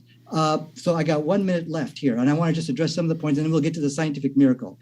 You see David running, zigzagging to Ibn Qatada and all the people who have commented and things like that. You just need to open up the Quran and show us a scientific contradiction there. You are failing tonight. Everybody can see that. That's why you're zigzagging between all these books, okay? So again, and you have to show us a reference. I've shown you many references from modern science which agrees with the Holy Quran. You're not able to do so. Now, I do want to go back to also the issue about this child suffering from epilepsy, because we have not done that yet. You know, I've shown you from scientific references where science, not me, science points a finger at the teachings of the Bible for the stigmatization of epileptics as being demon-possessed. Muhammad comes back, also answers that. And what he doesn't say, he doesn't accuse them of being demon-possessed or perform any kind of bogus exorcism. So here we see, and the fact that Muhammad's name is not in the scientific literature, that's another issue which you will have to concede tonight, that Muhammad gave a scientifically superior answer on the issue of people who suffer seizures. So then I'll show you the miracle about the shooting stars. I promise after this. Okay, go ahead. All right, since we're talking about shooting stars here, Sahih Muslim 5538. As we were sitting during the night with Allah's messenger, a meteor shot gave a dazzling light, so they saw a shooting star. Allah's messenger said, "What did you say in the pre-Islamic days when there was such a shot of a meteor?" They said, "Allah and his messenger know best. But we, however, used to say that very night a great man had been born and a great man had died." So their explanation before Muhammad was there to explain it to them was they took this as some sort of sign that a great man had been born, a great man had died. But Muhammad is there to give the true knowledge. Whereupon Allah's messenger said, "These meteors are shot neither at the death of anyone nor on the birth of anyone. Instead, Allah, the exalted and glorious, issues a command when he decides to do such a thing. Then the angels supporting the throne sing his glory, then sing the dwellers of heaven who are near to them until the glory of God reaches them who are in the heaven of this world. Then those who are near the supporters of the throne ask these supporters of the throne, 'What has your Lord said? And they accordingly inform them what he says. Then the dwellers of heaven seek information from them until this information reaches the heaven of this world. In this process of transmission, the jinn snatches what he manages to overhear and he carries it to his friends. And when the angels see the jinn, they attack him with meteors. All right, why is this relevant? The meteors are what Allah has hurled at a demon. What the Quran says is that that's what stars are. Stars are missiles that Allah uses to shoot demons. So meteors are actual stars that Allah has thrown at a demon because he caught the demon, right? The demon's up. That demon's listening to me. Star, bam, throws it, hits the demon. And Nadir is saying that this is somehow a scientific miracle. I'm looking forward to hearing this one, Nadir. Thank you so much. So you got to still address the issue. Did Muhammad give a scientifically superior answer regarding the epileptics? Now, the moment we've all waited for, the scientific miracle. You see, the hadith which David quoted, there's a trick question in there. They're asking, they basically were coming to Muhammad and they said, so, you know, you look, those are the shooting stars up in the sky. That's a trick question. Those are not stars. As David pointed out, those are meteors. If Muhammad was a false prophet, he would have said, oh, yeah, you know them shooting stars? Let me tell you about them. Yeah, okay. So here's how those shooting stars work. Look at the astonishing scientific miracle. What does Muhammad say? He says, what do you people say about what you see in the sky? He asked him, let me quote exactly. The messenger of Allah said, when you saw the likes of this during the days of during Jahiliyyah, days of ignorance, what do you say about that? Notice the scientific miracle. Number one, Muhammad refuses to address the scientifically incorrect understanding of that time, which was that these were stars. He said, what do you say about that stuff? He refrains from addressing it, but let's continue. And then finally, the Prophet ﷺ said, do you know what those are? And he quotes a verse of the Quran in which he quotes the Quran, which says that these are some things which are burning, shihab. This is the actual, the actual verse says that these are something which are burning. When you go back to, isn't that exactly what what the shooting star phenomenon is? They're meteors burning in the atmosphere. Muhammad, number one, refers to them as burning, and he refrains to repeat the scientifically incorrect statement that they are stars. That's a scientific miracle of the Holy Quran, of the Hadith. But once again, we see a retreat.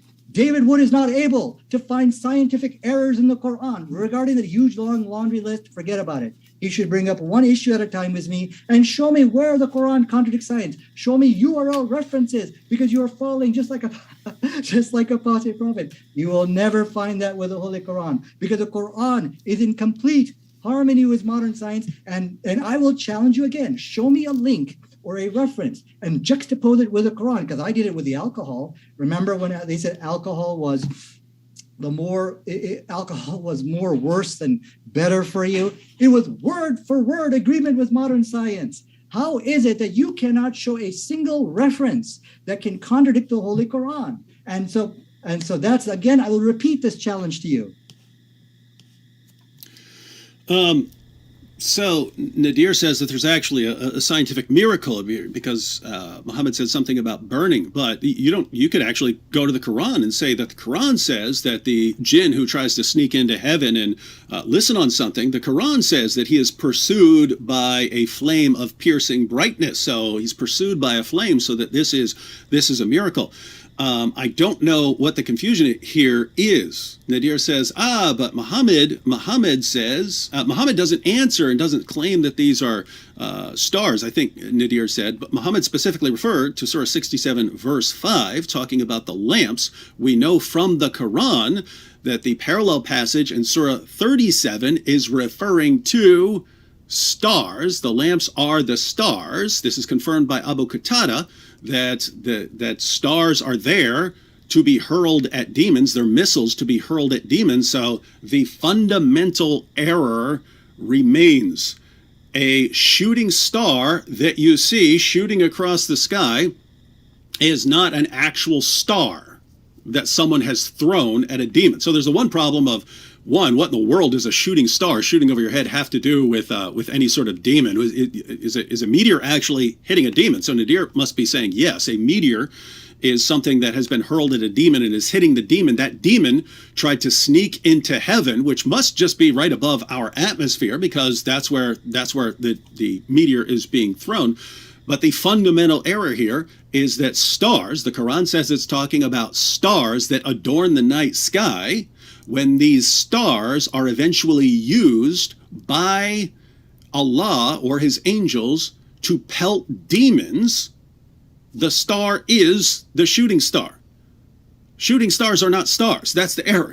A shooting star, it may look, you see a bright thing in the sky, you think, oh, that's a star, and that's why they're called shooting stars, but they're not actually stars. And so the Quran is wrong.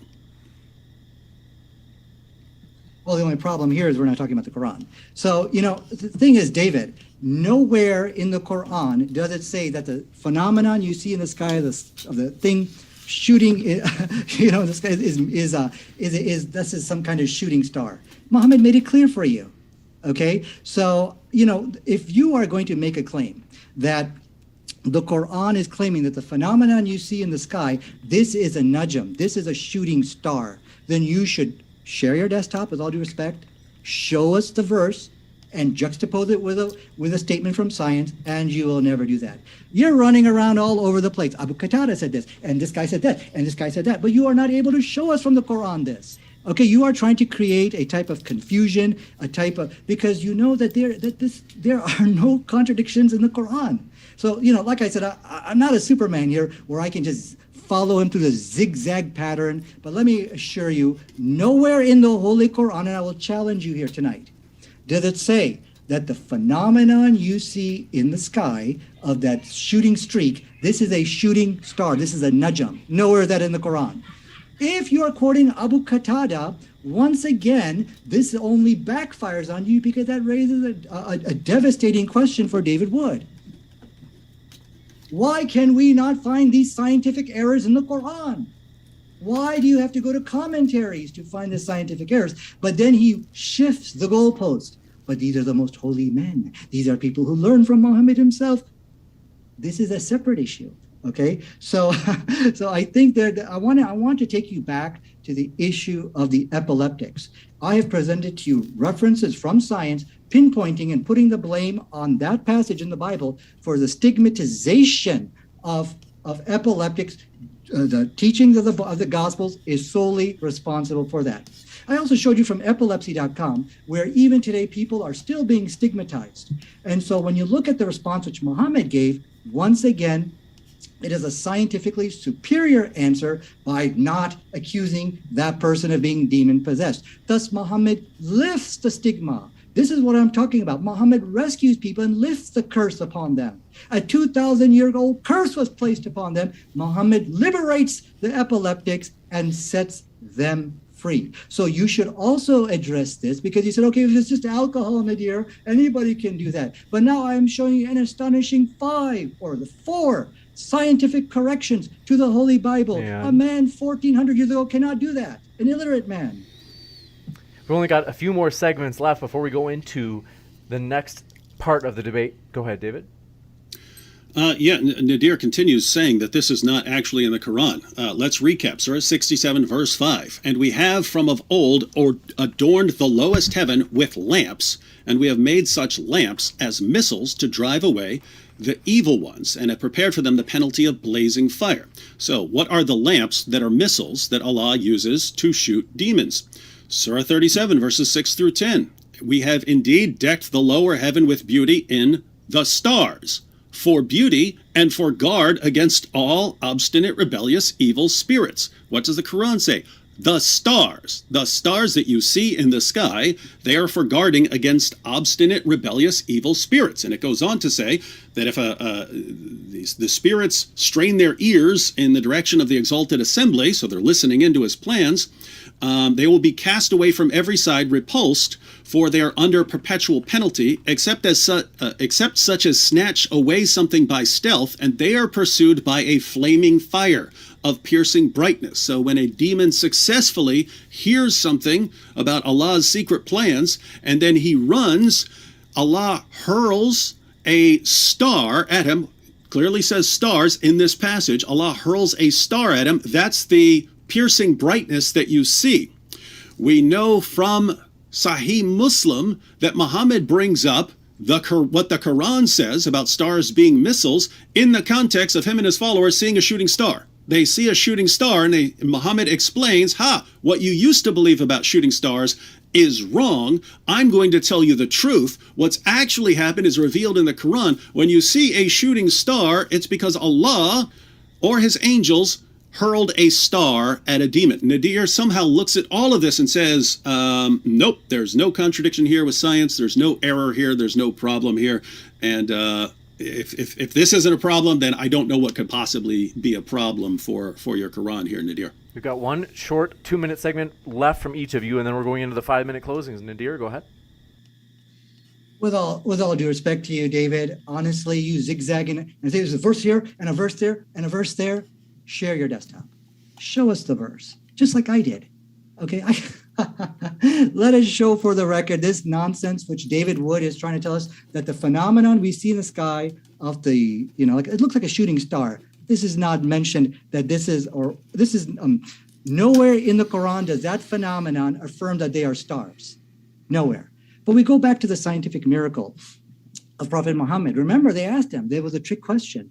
So, them shooting stars, and look how Muhammad responds back. He says, well, what do you say about those things? He refuses to respond, to repeat the scientifically incorrect statement. Again, I'm not a Superman. Him quoting verse. Ibn Qatada, I can't keep up with that. So please share your desktop, show us the verse. Let's look at what you're talking about, just like how I'm doing, okay? So I'm not going to even chase after that. I did not address all the claims tonight, like the one which is left is about the so-called flat earth or whatever that nonsense stuff is. Don't worry, I will address that later. So tonight, I can only address the time which I can, alleged scientific contradictions, which I have the ability to do so. And I think I have pointed out tonight that the Quran is in complete harmony with modern science. And I have and I guess I can now make the claim that Wood, just like a prophet, is not able to take a verse from science and something from the Quran and show a contradiction between the two. He's just basically creating some kind of smoke screen. Oh yeah, that verse means this and that verse means that.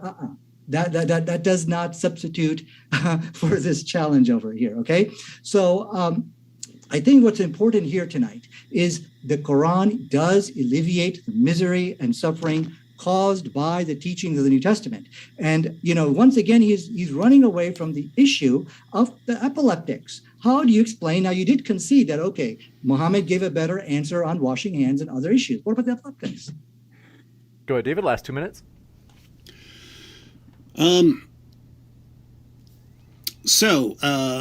On the issue of stars, Nadir keeps saying, show him my desktop. I'm using my laptop for the Muslim sources, but I've given the references. I've read them to you repeatedly. I don't know what else to do. Allah says it's stars. He says that the lamps are stars. He says this in the Quran.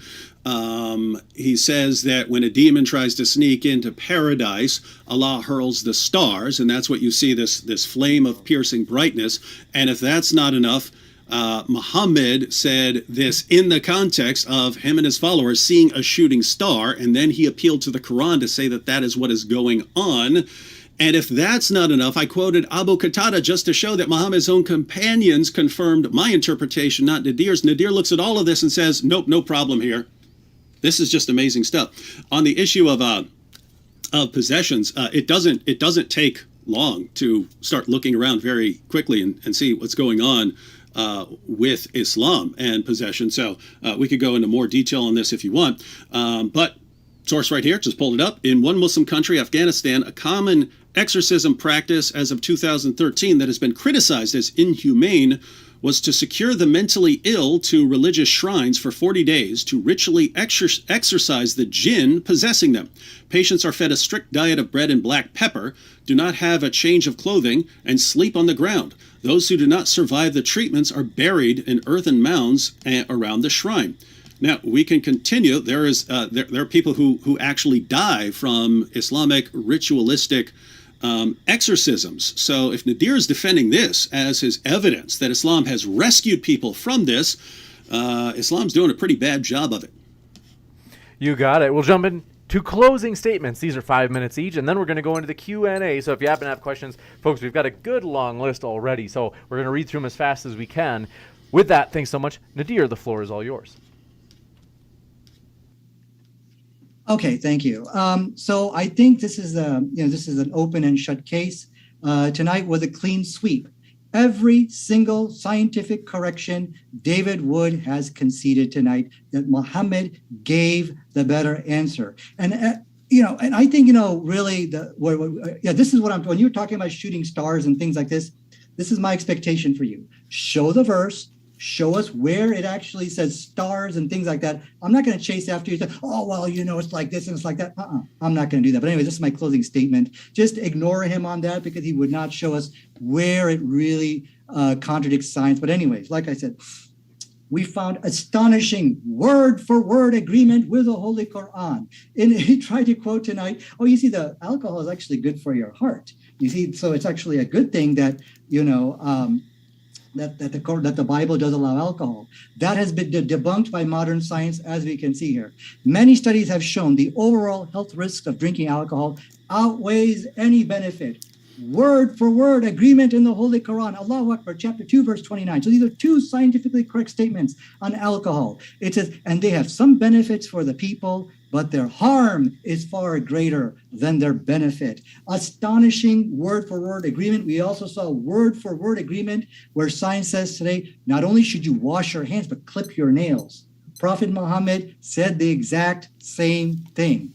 And again, Allahu Akbar, he has conceded tonight. Muhammad gave the scientifically superior answer than Lord and Savior himself. So he's all about, so what? Who cares? That doesn't make you a prophet? Yes, it does. Because how can a man 1,400 years ago, an illiterate man in the desert, know the scientific errors of the Bible and correct them one by one? The biblical virginity test, unfortunately, I didn't have time to go over. This was basically the Bible authorizes a virginity test to be performed on women. But today's science tells us this is scientifically incorrect. These things are inaccurate, and it stigmatizes girls who have been sexually molested, that they are going to go through this virginity test. Prophet Muhammad abolishes the virginity test, but at this point, who cares? Because we have already compiled enough evidence. So this is a misery. This is suffering. This is the misery and suffering which lays in wait for you when you give your life to Jesus Christ. I have presented to you documented scientific evidences to support all of that. How does this make Muhammad a true prophet? The astonishing miracle we saw tonight was that Prophet Muhammad corrected all of these scientific blunders in the Bible. And by doing so, he removes the curse upon mankind. Okay, and let there be no mistake, this is a curse, what you're seeing over here. And let me go ahead and share also one. This is going back to the epileptics, which Wood refuses to address. He talked about Afghanistan. Thank you for bringing this up. That's right. That is science. So here we see this curse is spreading like a virus all throughout, not just in the Christian community, but even in the Muslim community, which raises a very disturbing question. Why can we not find these scientific inaccuracies in the Quran or with Prophet Muhammad sallallahu alaihi wasallam? So what he's showing you is that in spite of the pressure of trying to claim that epileptics were demon-possessed, Muhammad refrains from saying that. And so let me go ahead and quote for you. And I think this is really powerful, this child sharing his testimony in Epilepsy Foundation. So notice the authoritative references I'm presenting. Has anybody had a problem with a religious family member whipping out Mark and claiming that, he's demon-possessed, you're not right with God? This is a direct impact of the teachings of the Bible. I've also pointed out, quoting Dr. Carl Otten-Naken, who's a specialist in neurology at the Oslo University, he pinpoints the teachings of the Bible for the stigmatization of epileptics. Okay, and not just him. I have several peer-reviewed journals. Let me go quickly through this. All of them are pointing the finger at Christ and the teachings of the Bible for the stigmatization of epileptics. which Wood has ran away from tonight. Okay, so that's what makes Prophet Muhammad a true prophet, because Prophet Muhammad, as we see, gave a scientifically superior answer, and he liberates them from the horrible stigma, millions of epileptics from the horrible stigma of being called demon possessed. And that is what the Bible says. The truth will set you free. And that's exactly what Muhammad did with the epileptics. So in closing, I'll give you one analogy. Oh, I got 30 seconds? well, technically it's 5 minutes. Oh, okay, I'm done. Thank you. We're going to jump over. Regarding the scientific errors, I didn't have a chance to really address all of them. So that's not a blame on Islam. That's on me, okay? We'll jump over to David for his 5-minute closing as well. All right. Well, Nadir says that I pepper sprayed him and he didn't have time to respond to everything. But as far as I could tell, he didn't respond successfully to anything that I brought up. So notice, I mean, yes, I gave a bunch of examples of scientific errors in the Quran and the Hadith. But he could have picked any one of them to show that it's not a problem. The only ones that he did choose to respond to didn't go anywhere. So what are we left with? Muhammad believed that there are 7 earths. They're all flat, that they're stacked on top of each other like pancakes on the back of some giant fish or whale. That's the Nun of Surah 68. That out on the side of the top pool there, on the top earth, there's this pool where the sun goes down. If you didn't think the Quran was clear enough, even though the Quran repeatedly claims to be clear, well, Muhammad said in the Hadith to one of his companions, yes, the sun goes into a pool. Above that, you have the lowest heaven where there are stars that adorn the sky. Nadir keeps challenging me on this. Again, Surah 37, 6 through 10, we have indeed decked the lower heaven with beauty in the stars. What's he talking about? Stars, for beauty and for guard against all obstinate, rebellious, evil spirits. This is quoting the Quran, and Nadir seems to think that I'm inventing this out of mid-air. He says he's talking about stars, and that these are for guarding against evil spirits, and he goes on to say that when one listens in, he hurls it, and you get the piercing brightness that you see. Muhammad in Sahih Muslim starts pointing to what the Quran says in Surah 67 verse 5 about stars being missiles, uses this to respond when he's explaining what a shooting star is and trying to explain to his followers, hey, you didn't understand what shooting stars are until now because I'm breaking it down for you. And if this wasn't enough, we have Abu Qatada explaining everything. Nadir says, he acts like I'm just making this up, and he just doesn't see it. Well, if you don't see that and it's as clear as day, great. That's not the problem with the Quran. That's the problem with you not listening to what Allah and Muhammad have said. So that's what we have in the lowest heaven, but then we have the rest of the heavens, and these are these domes that will fall on us if Allah doesn't hold them up. What did Muhammad get right here? How has Nadir defended any of this? He just keeps saying, well, no, you haven't shown any error, and this is all a miracle somehow.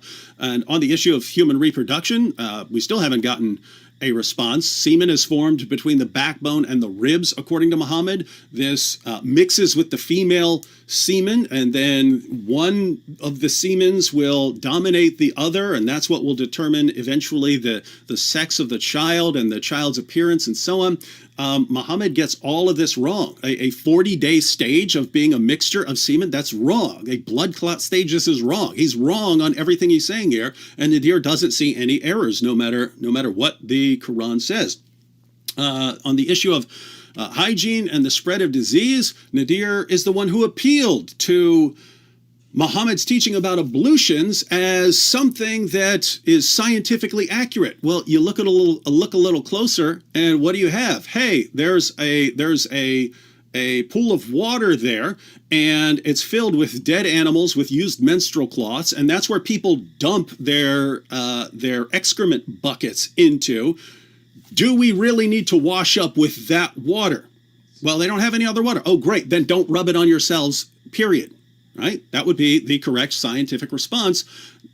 Unfortunately, Muhammad gave the incorrect scientific response. So Muhammad got everything that he could possibly get wrong. And at the end of the day, Nadir is saying things like, Muhammad said, clip your nails. Muhammad said, clip your nails. That makes him a prophet. So anyone who says clip your nails is a true prophet. Islam teaches that there's jinn possession. Islam teaches methods of dealing with the jinns. So the only thing Nadir has at the end of the day, he's claiming that Jesus made mistakes that Muhammad came to fix. Well, think about this. Again, I said for argument's sake, suppose that everything Jesus ever said is scientifically inaccurate. The Quran affirms Jesus as a true prophet who gets his revelations from Allah, and the Quran affirms the inspiration, preservation, and authority of the gospel that Christians still have. Nadir has spent the bulk of his argument arguing that the revelation that his prophet affirmed as true revelation from Allah is actually causing mass destruction in the world. Okay, well, what Muhammad should have said is, hey, whatever you do, don't believe in that book and don't believe in Jesus because it's a disaster and I'm here to save you from them. Not what he said. Nadir has spent this entire time attacking his own prophet and his own God for affirming a book that Nadir attacks as scientifically inaccurate. We're going to jump into the Q&A, folks. Want to remind you a couple of things. First, if you have enjoyed this debate, don't forget to hit that like button, as that does help more people see this debate as it boosts it in the algorithm. So if you saw your side as being more persuasive today, great opportunity, hit the like button, and that helps more people see your side be more persuasive as YouTube recommends it more. And thanks for your question. Coming in from Aaron Johnson says, question for both. Quran 6:38 says, all animals, moving creatures live in communities or nations like us. Example of solitary animals, though, birds, jaguars, and solitary sandpiper, false, in all caps. I think they're saying that these animals, such as birds and jaguars, actually live in a solitary manner. Yeah, I understand. The claim on this verse is that the Quran says all these animals live in communities, and he's pointing out that certain things don't live in communities, and therefore the claim is that the Quran is wrong. I haven't used this one here, so if Nadir wants to respond to it, he can. Sure. Yeah. Let me go ahead and just quickly share my desktop. So basically, this is another pseudoscientific claim which we hear tonight, that these animals don't live in communities. What reference are you quoting from? What are you talking about? So we've heard the one pseudoscientific claim about the heart. We need alcohol for our heart or something like that. So really, David should retract that statement because that is a pseudoscientific claim. So let us look at a very easy responses issue about communities. We see over here that the definition of community as defined by modern science, and I'm quoting Estrella Mountain Community College. It says all species or populations, or a community is all species or populations living in the same area. Now, the animals which you quoted, jaguars or whatever, explain to me how they don't fit in this criteria. So it all goes back to how you define community. Here's another reference. No organism on Earth is an isolated individual. And so that should debunk this alleged scientific error claim. And going back to the whole issue about, the Quran confirming the Bible, that's not the subject of tonight's debate. But if that's a challenge, David, I accept that challenge. Let me know if you'll debate that. Oh, happy to debate that, Nadir. Okay, set it up, James. We're going to have a debate on that topic. Does the Quran confirm the Bible? This one coming in from Aaron Johnson says, for both. Oh, read that one already, sorry. Anton Gomez says, Mr. Modern Day Debates, thanks for elevating the discourse here. Have a banana, even though it's merely a virtual one. Thanks. And I have to pass all the credit on to the speakers. Folks, if you want to hear more of their views, their links are down in the description box. The debaters are the lifeblood of the channel. They make this channel fun, so we really do appreciate them. F the Fed says, can you have Muhammad Hijab versus David Wood? I'm open to it. My guess is David is. Yeah. I'll reach out to Muhammad Hijab, as well as Duke of Sahib says, David, why aren't you Catholic? I guess it's not per se related, but if you want to give a quick answer, we'll give you a chance. I don't know. I mean, I became a Christian in jail, and it was by reading the Bible, and I've never seen any indication that I should be a Catholic. But I don't want to say anything beyond that. You got it. Yeah. Bison Brick, thanks for your question. I didn't see the question there, though. Let me know in the live chat if you meant to attach one. Anton Gomez says, David, are you aware the hadiths that you mention are poorly accepted and things such as the whale are nowhere in the Quran? Well, that's the disagreement here, right? The what the Quran says is the nun. Allah swears by the nun, right? But what is that? What is that? The Quran doesn't explain. So if you want to know what it is, you can't go to the Quran because the Quran doesn't say what that is. What you do have is Muhammad's companions saying what it is, and what the answer that they give is pretty absurd, unless you believe that there is this giant fish or whale that is underneath the 7 earths. So I grant you can throw out that. You could throw out a hadith that you don't like. You can throw out all the hadiths if you don't. There are Quran-only Muslims and so on. You could throw out all the commentaries. The point is, either the Quran is completely unclear on this and gives no explanation when the Quran claims to be completely clear on the issues until the Christians came along and started refuting Muhammad, and then you had Surah 3 verse 7, which says that there are the clear and the unclear. But so either the Quran is just completely unclear, or Muhammad's companions understood it, and when they give an answer, they explain that this is referring to this giant fish or whale. So if they're, where did they get this idea? These are the guys who learned the Quran from Muhammad. And it's just amazing how so many Muslims today just have so little respect for the people who learned the Quran from their prophet himself. This one coming in from Apostate. Can I also say something on that? If it's super short and pithy, just because we do have a lot of questions, I want to try to speed through. Okay, so long as you accept that is not in the Quran, that's good. That's fine. This one from Apostate Prophet, your old buddy Nadir, says, Nadir, where does the sun go at night? Where does the sun go at night? It goes under the throne of God, as I've quoted from the hadith, which I've pointed out to you. Now, that in no way contradicts modern science. And of course, like I said, the challenge which I have presented tonight, rather than saying, oh, well, this verse means that, this verse means that, I just want to share my desktop very quickly. This is what it means to contradict modern science. As you can see, here we have a statement from Galen. Galen said blood is formed in the liver. Wrong. Science, and I'm quoting the reference. This is a URL which I challenged David Wood to present for us. Science says that red blood cells, blood is formed in the bone marrow. So here we can see this is modern scientific link, which contradicts Galen. That's the challenge which I presented to Apostate Prophet. And by the way, he failed in that challenge. And because of that, he canceled all future Quran and science debates because of the humiliation he suffered inside this debate over here. But that's okay. These guys, they're going to pull every kind of stunt. So the challenge which defeated Apostate Prophet and the challenge I presented to David Wood, just show us in the a scientific link like I'm presenting to you right here from hematology.org that contradicts the text of the Quran.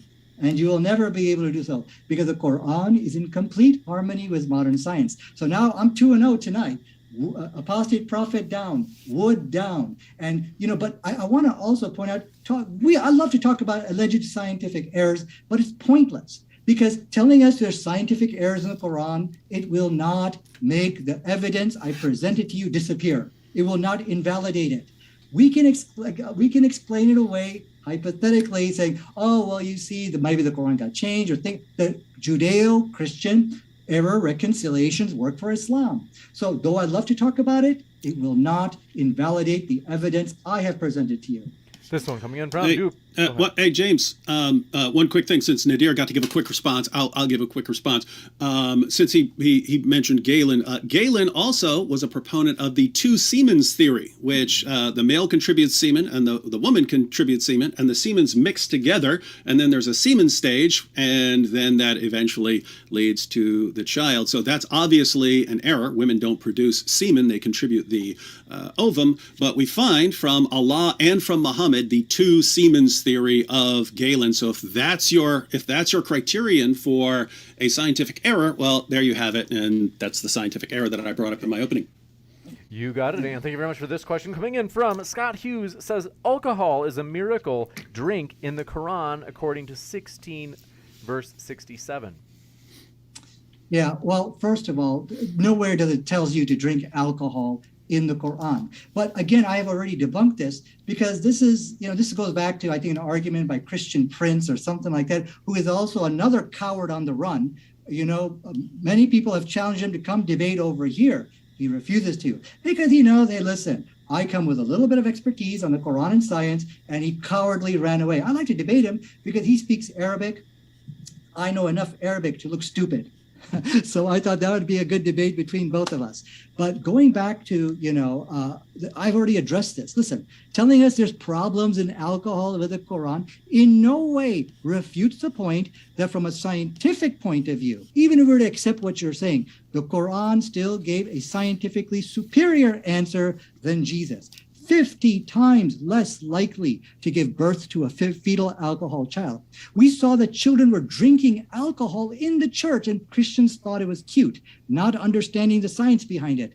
That catastrophe you don't find in Islam. Allahu Akbar, Allahu Akbar. So I don't think that the issues that you are raising is going to invalidate the evidence I've presented to you or show that the reason why Muhammad is a true prophet of God is because an illiterate man 1,400 years ago was able to correct the scientific errors of the Bible and give much better answers than the very Lord and Savior himself.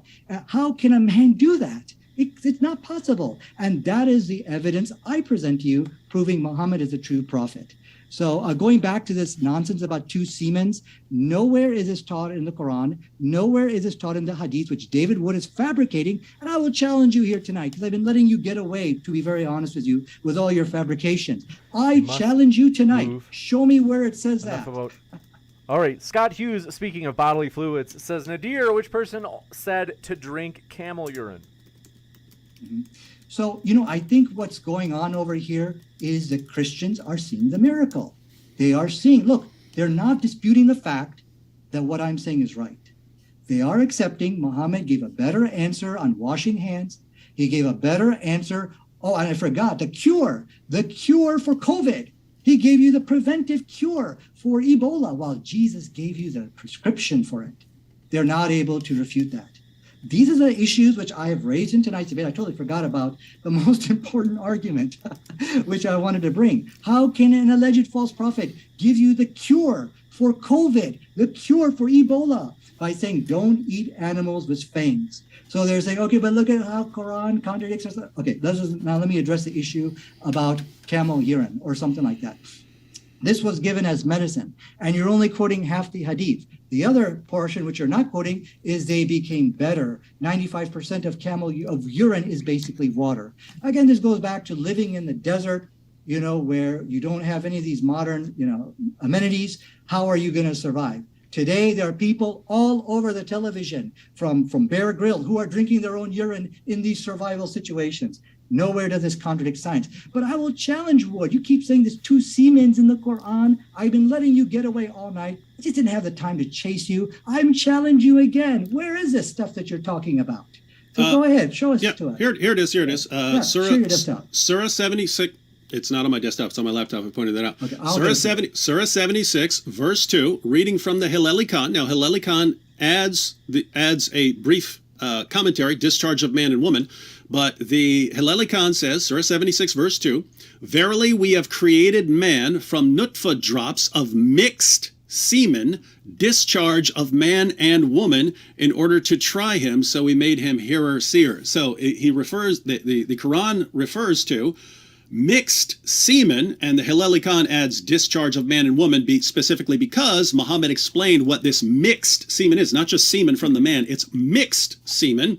And Muhammad himself said, you're laughing at your prophet right now. Muhammad repeatedly said that women have their discharge, these mixed together, and that's the semen stage that lasts for 40 days. I seriously can't believe that you're challenging me on this. That's what your prophet taught, and we know where he got it from. It's all complete nonsense.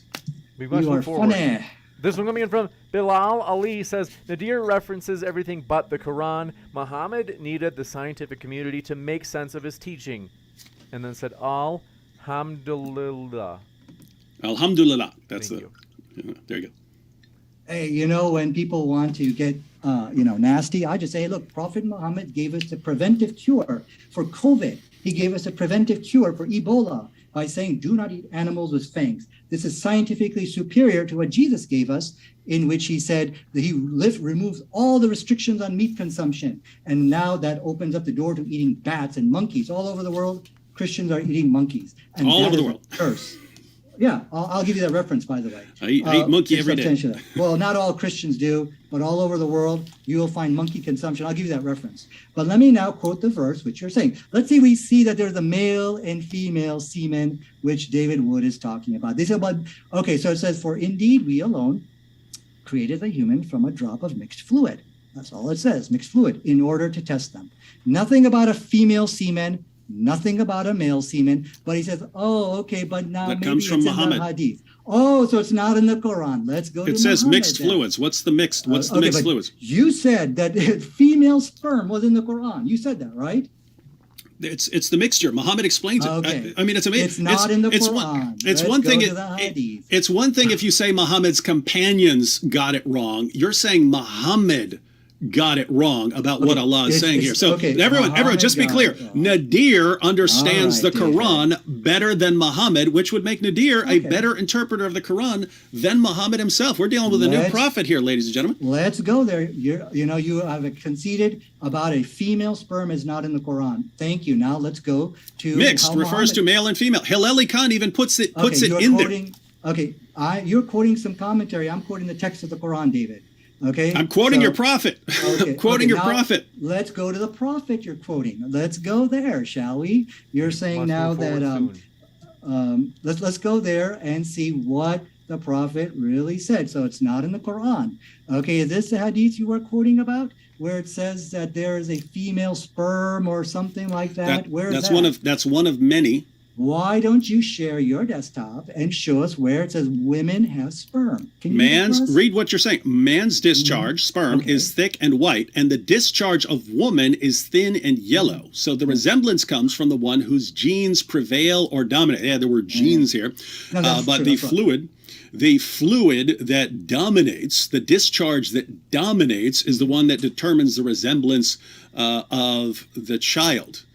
And so, discharge of woman, thin and yellow. The Quran refers to the mixed semens. Sure it does.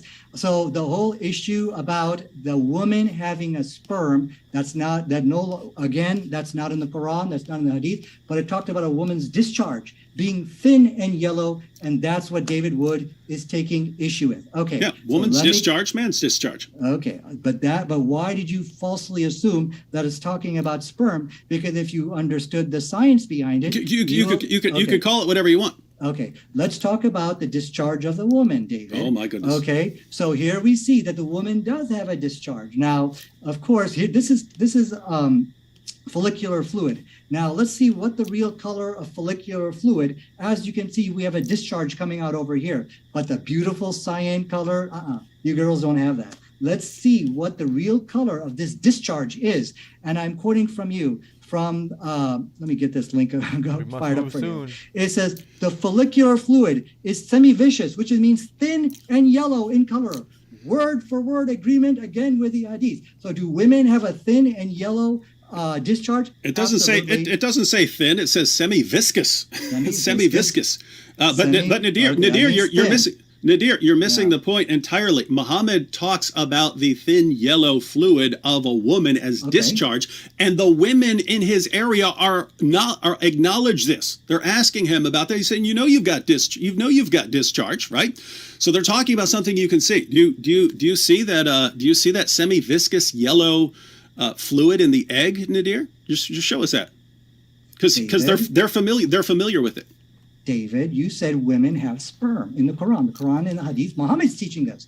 I've shown you it's not in the Quran. It's not in the Hadith. No, they have their semen. They have their semen. Where does it say semen?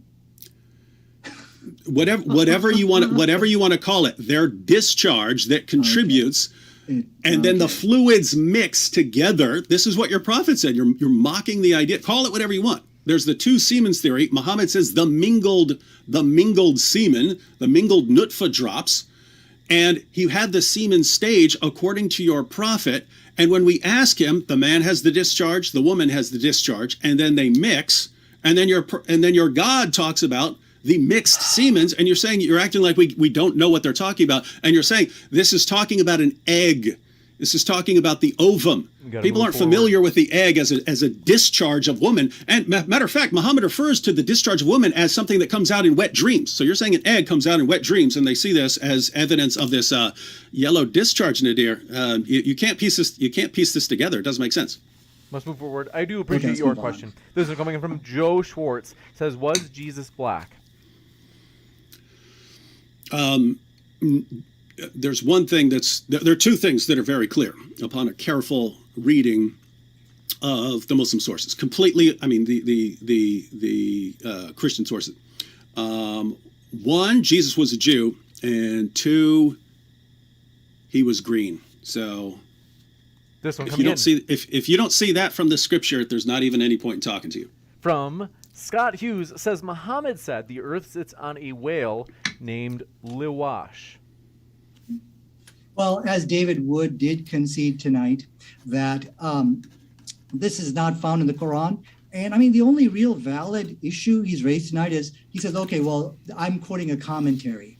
Why did your commentators get it wrong, huh? And of course, that's a good point, people. But you see, this proves the Quran. This proves, because the question which he failed to answer tonight, as well as many questions, why can we not find scientific errors in the text of the Quran? Because if this was not from Almighty Allah, from God, you would have the type of scientific errors which you just found. You found it. Congrats. You found it in a commentary. But David Wood's point is, look, these are the most respected commentators of the Quran. Why did they get it wrong? The answer is because they're not infallible. Everybody makes mistakes, and I don't think any Muslim is going to sit here and look at the statements of Ibn Abbas and people and say, oh, this is divinely inspired scripture. There's nobody who's so dumb as to look at that statement and say, oh, wow, I have to accept it because it's from Ibn Abbas. People say, oh, wow, cool, he got it wrong. Quran is always right. This is coming in from Mariana. Says, Nadir, please give the sources where Muhammad washes his hands and clips nails every time before eating. Hadith talks about being sexually impure. Okay, so let me go ahead and share that reference to you. So basically, wrong thing. So here we go. So if we go to, here we go. The authentic hadith about washing your hands and clipping your nails. Here we find another example of word-for-word agreement with modern science. It says if he wanted to eat, he would wash his hands. So here's Muhammad is reinstating it as a ritual, the very thing which Jesus condemned, which made him so angry. And then we see over here the efficacy from this is again, look at the reference I'm quoting, the National Library of Medicine, the efficacy of hand washing with soap and nail clipping. So here we see once again, well, let me go to the hadith, which I did share that with you. Let me go to nail clipping. Here we go. To shave, the Prophet, Messenger of Allah would ask people, of course, shave their pubic hairs and to clip the nails. So word for word agreement. But I want to again point out that trying to point out errors in the Quran or Hadith, really, it will not invalidate the evidence I've presented to you that this is a scientifically superior answer on the issue of washing hands than what Jesus presented. And David has accepted that tonight. And I forgot to give you also the reference from science where science has recognized Islam's contribution. And where is that? Right here. Here we go. This is, again, I'm quoting from the WHO. And here we see Muhammad is named. And there's many articles I can show you. How could Islam's emphasis on hygiene make a difference in the pandemic? Many very good articles on this. And so I hope that'll answer your question. You got it, Ann. Thank you very much for your question. This one coming in from Eric Nelson says, oh, got that one. I'll read that one later. It was more from me. Like this one coming from Scott Hughes. Says the whale is mentioned in Sahih Bukhari and Muslim. Yeah. Okay. So I don't think the whale, I mean, the earth sitting on the back of a whale or something like that. I don't think that's really mentioned inside the hadith, but I think we are finding something spectacular about the Holy Quran and that it is in complete harmony with modern science. As regards to the issue about the seven earth, I forgot to address, or flat earth, listen. I'm not a Superman. I can't address all these arguments here and, and as well as all my points. So if you find that I have missed an argument, it's not because the Quran is in error or because I couldn't answer. But that's unfortunately, I just only had enough time to address this. But, David had ample time to show a URL reference showing that the Quran says the earth is flat. Right here, the shape of the earth is flat. And then show something from science. There's so many references you could pick up and show us that contradiction. He was not able to do so. And so I can confidently claim tonight that the Quran is in complete harmony with modern science. This one coming in from Hasiatus Quiditis says, Nadir, if you were thirsty in a desert and had only a liter of beer versus a liter of camel urine, which would you drink? So the Quran actually does give us this answer, and that's found inside. In fact, let me get you the verse here real quick. This is found inside. This is found inside chapter 2, verse 173, where it talks about the things which are forbidden. It says, "But if anybody is forced to do so without desiring or exceeding, he commits no sin." So I would probably pick the beer, and there's been many situations where people have actually done that. So once again, we don't see any problem with the contradiction with science. So, since we're on this topic, about the misery and suffering, David would actually challenge me to debate the Quran confirming the Bible. I totally accept that. That's not a problem. But I would also like to address a challenge to you, David. Will you debate me on the Bible, the Quran, and slavery? So I'd be very interested to see how you would respond to that. Nadir, I didn't challenge you. I stated a fact that the Quran affirms the inspiration, preservation, and authority of the Jewish and Christian scriptures. The Quran does, and Muhammad does. And you challenged to a debate on that, and I said I would agree. And now you're making another challenge, and I actually wrote two of these prophecies because I am trying to show that I'm a prophet. And what do I have here? I prophesy Nadir will use his time to make more debate challenges. now how do I know that? I'm 2 for 2 when it comes to prophecies, because it's long been my theory, Nadir, that your goal in debates is to challenge more debates until someone gets to a debate and they don't want to do it. Now we can say so and so is running from me. You do that, but it's not exactly working anymore. Now, since you keep using this time for rebuttal periods to talk about earlier things, even if it's not the actual question, on the Quran verse that says that Allah laid it out flat, I did give you the reference, and I'm just bringing this up as a general issue. When I quote the Quran. Let me see if I can actually pull up Tafsir Jalalain, because you actually quoted Jalalain as an authority earlier on.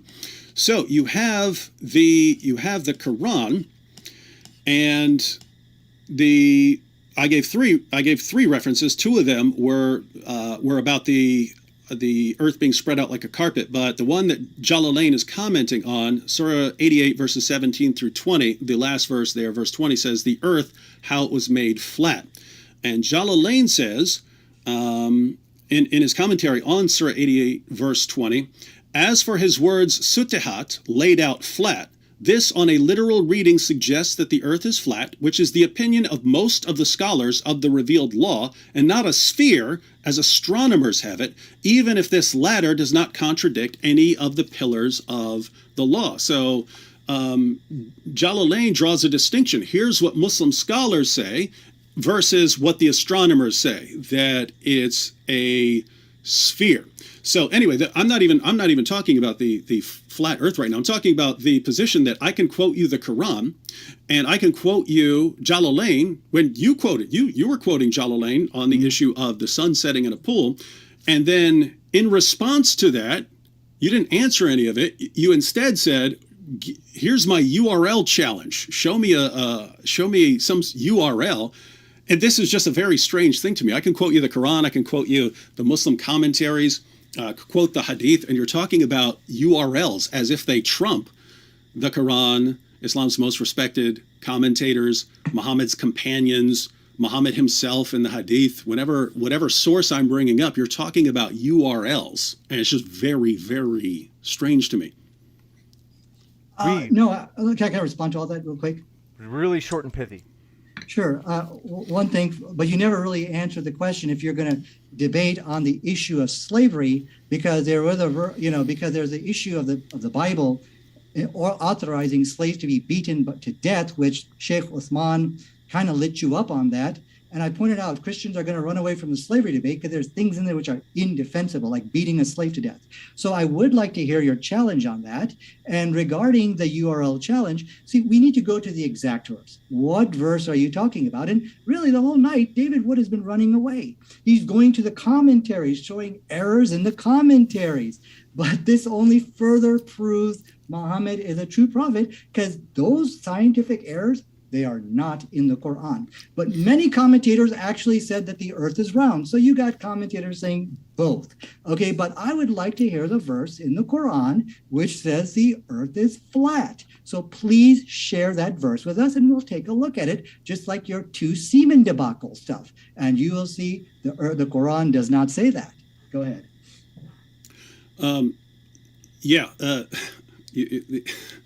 The Quran talks about mingled sperm and mingled semen, mingled sperm, nutfa, whatever you want to call it. It says, you're shaking your head, mingled semen, sperm, nutfa, mingled nutfa drops. Your prophet is the one who explained what that refers to. He specifically explained that he's talking about nocturnal discharge, so wet dreams that women have that can't possibly be referring to something that's inside the ovum. That is not something you'd see as some sort of nocturnal emission or wet dream. So it's your prophet that you're sitting here mocking, Nadir. And it's just amazing. Last question. This one coming in. Breakfast Gun says, since science may change in the future with new data, are you willing to concede anything you see as harmonious now to be false should new data arise to show that it's unscientific? Yeah, so, we have to use wisdom when we address the scientific accuracies with the Quran. And as I have shown you, and I'm really glad that the questioner asked this question, because he sees now, wait a second, there's a lot of scientific accuracy which we find from Prophet Muhammad. And I'm really happy that he recognized it. So he asked a follow-up question, what if science changes? I say, so what? Is science going to tell you not to wash your hands? Is science going to say, hey, man, have you had a beer? Come on, have a beer. No. Even hypothetically, let's say if science changes, it's still perfectly fine to wash your hands before you eat. It's perfectly fine to abstain from alcohol, and it's perfectly fine to not accuse epileptics of being demon possessed. That's perfectly fine. But look at David Wood run away from the slavery challenge. Why? Because of Sheikh Uthman, what he did to him. And I'll show you that video. So, David, you should not run away. You should, if the Bible is defensible, forward. You should accept that challenge. One second, James. The issue right there, because that was a general question directed towards both of us. First, I mean, I would agree with that science does change, but science is not going to change to the point where, oops, wow, we just found the giant fish that the 7 Earths that are stacked up are sitting upon, and it's not going to find that, oh, there actually is this dome, this solid dome above us that it would fall on us if Allah weren't holding it up. And science is going to eventually find, oh wow, here's the pool that the sun sets in that Muhammad talked about. And keep in mind, there's the pool that the sun rises out of, so the reinterpretations don't work there as well. And science has found that semen is formed between the back and the ribs, and women have this semen as well, and it mixes together. Science can change, but science is kind of settled on certain issues like those. But since Nadir brought up keeps bringing up the jinn issue, we have in the Quran those who eat Riba, usury will not stand on the day of resurrection, except like the standing of a person beaten by shaitan, leading him to insanity. So demons leading people to insanity. And Sheikh Ibn Taymiyyah said, the fact that a jinn may enter the body of a human is proven by the consensus of the imams of Ahl al-Sunnah, the larger body of Muslims who are upon the prophetic tradition. So we've got demon possessions in the Quran. We've got this, in Islam, and we've got the symptoms, and we see the exorcism rituals around the world. And so if you're saying, hey, these things are not actually caused by jinn, they're not actually caused by demons and so on, man, you're once again attacking your own God and your own religion.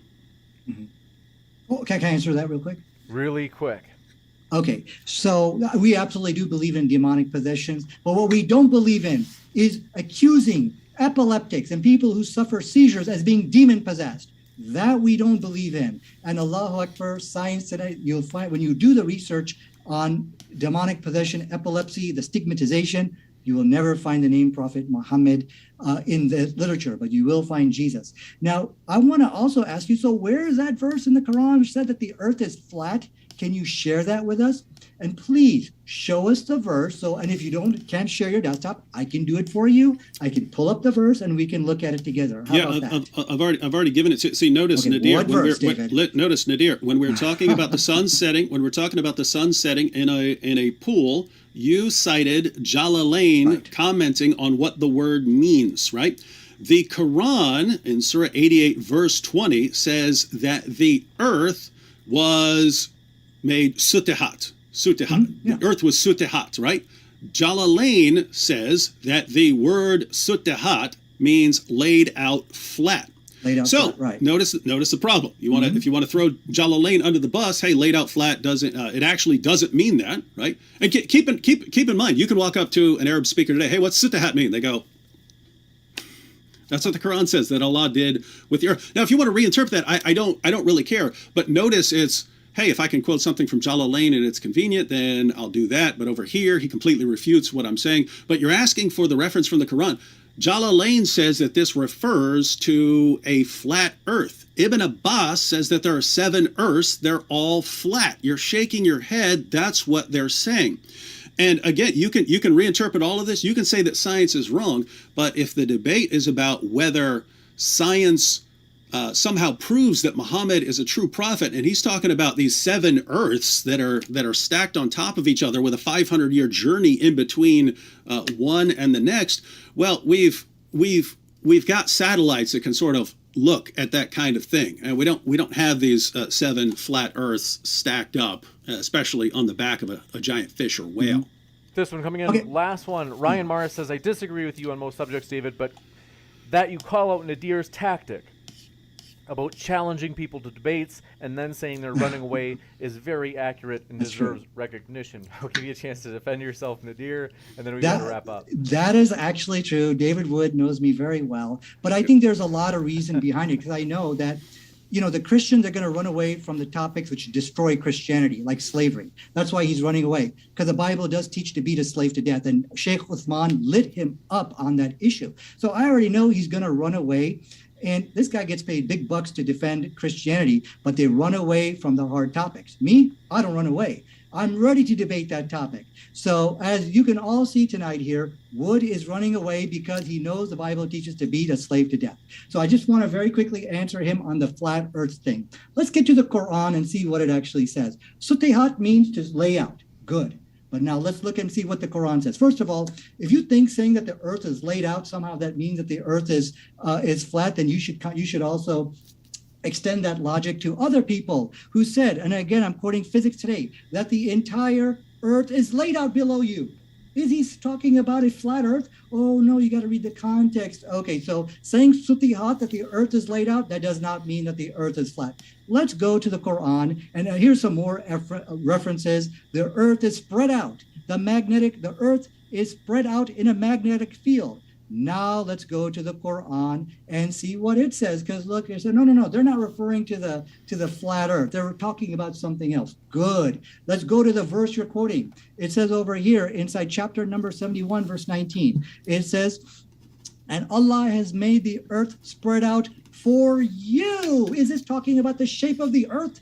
It is spread out for you. Why? That you may travel in its diverse roads. Do you see over here? So why did Allah say that? So the point I'm trying to make over here is when you look at when Allah said that the earth is spread out, it is always referring for you. So you could travel, read the Quran in its proper context. So in conclusion, when NASA says the earth is spread out, it's not talking about a flat earth. And when the Quran said the earth is spread out, it's not talking about a flat earth. And honestly, you should extend this so-called criticism to NASA and say, you're accusing the earth of being flat. As for the commentaries, again, I'm thankful you raised that because this only shows the scientific accuracy of the Holy Quran. Why can we not find this statement in the Quran that the shape of the earth is flat? You will never find that in the Holy Quran because it is in complete harmony with modern science, unlike the Bible, which is riddled with scientific errors. Thank you.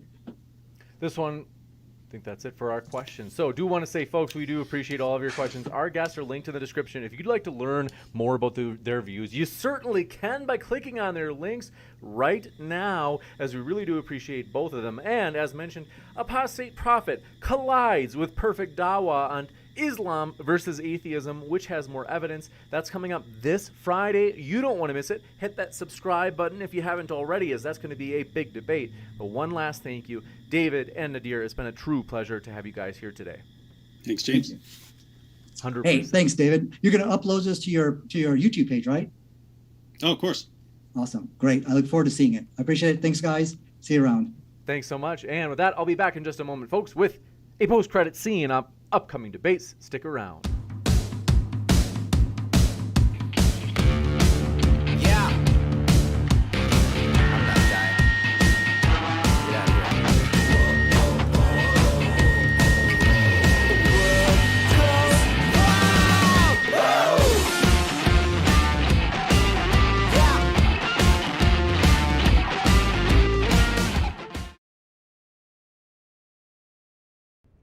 Amazing. My dear friends, thrilled to have you here as we are very excited about a lot of juicy upcoming debates.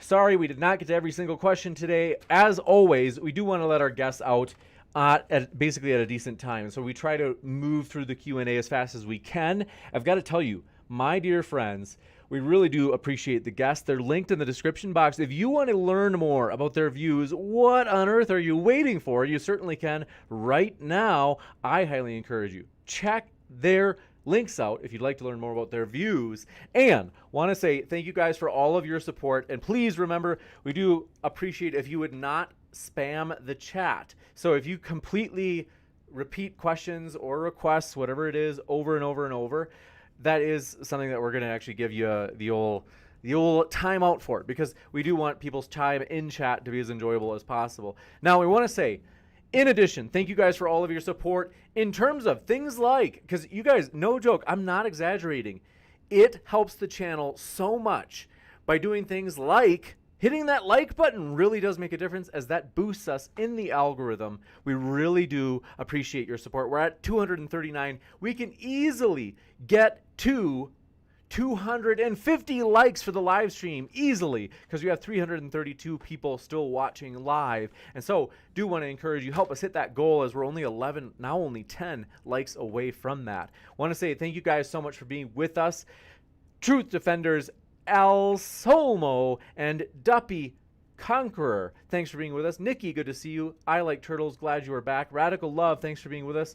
Says God bless you and thank you. Thank you for that, Radical Love. That means a lot. And as always, folks, we are a neutral platform hosting debates on science, religion, and politics. So if you're new to us, you're like, hey, what's this channel that I'm watching?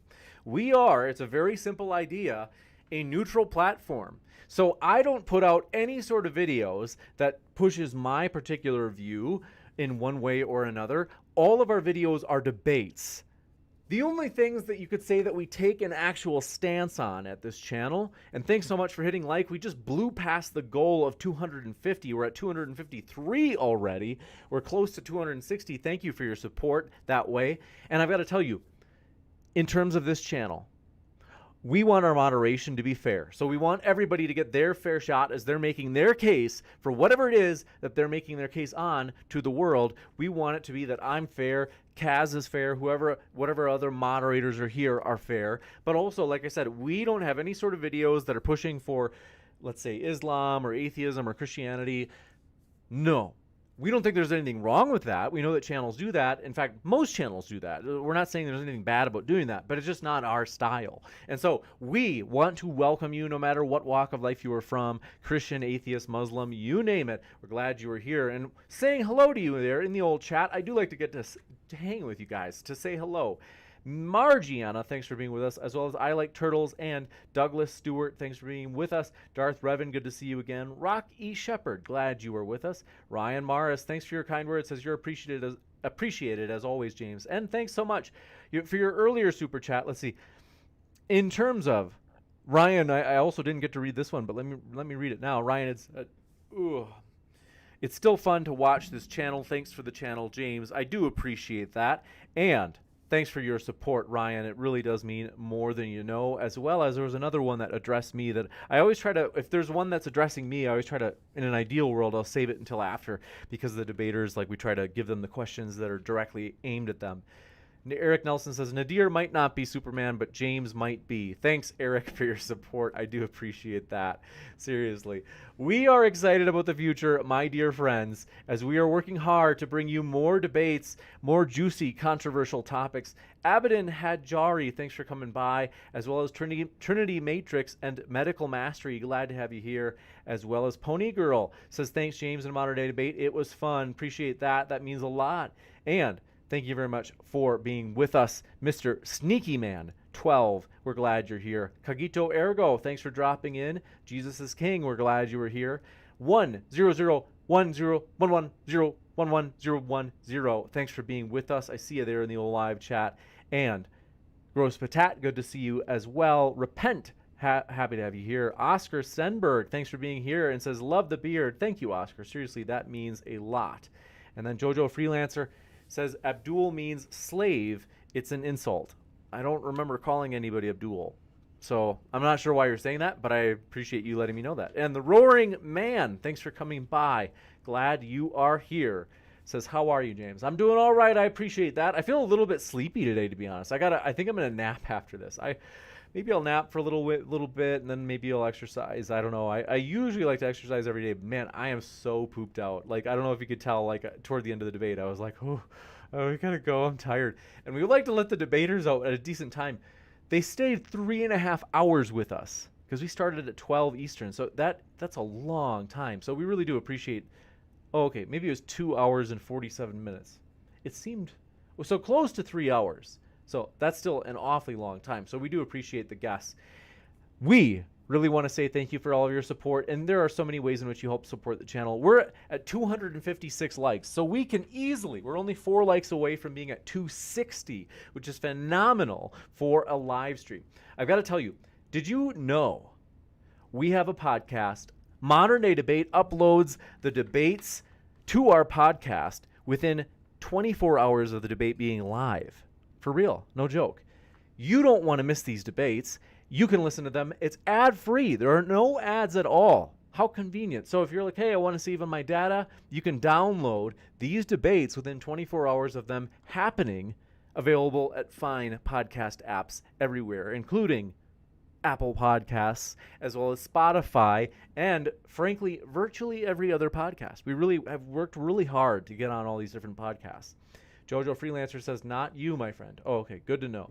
So, want to say, I love you guys. Thanks for all your support. There is another debate tonight, actually. No joke. I'm going to be pooped, so I'm thankful that Kaz is willing to jump in because I've been kind of taking on a little bit too much. We've been scheduling too many debates lately, and I've been just kind of caught between a lot of personal stuff that I'm working on as well as these debates. And so I'm like, thankful for our guest moderators such as Kaz, Amy, Converse Contender, Carissa.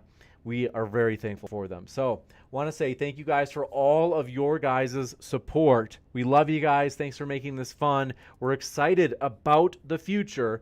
And as mentioned, that juicy debate between apostate prophet and perfect Dawa on which has more evidence, Islam or atheism, that's coming up this Friday. You don't want to miss it. So don't miss out on it. Hit that subscribe button, and that way you'll get notifications from YouTube. And thank you guys for supporting us as we are passionate about and crazy in pursuing providing a neutral platform so that everybody can make their case on a level playing field. Thanks for your support of that platform idea, that vision, as we want to make it so that everybody has their chance to make their case in a fair way, no matter what walk of life they're from. So thanks everybody for your support, and I'll see you at the next one. Tonight at 9 p.m. Eastern, a debate on abortion. It's a tag team, 2 versus 2. It's going to be controversial. It's going to be high energy, and you don't want to miss it. So thanks so much, everybody, and we'll see you at the next one.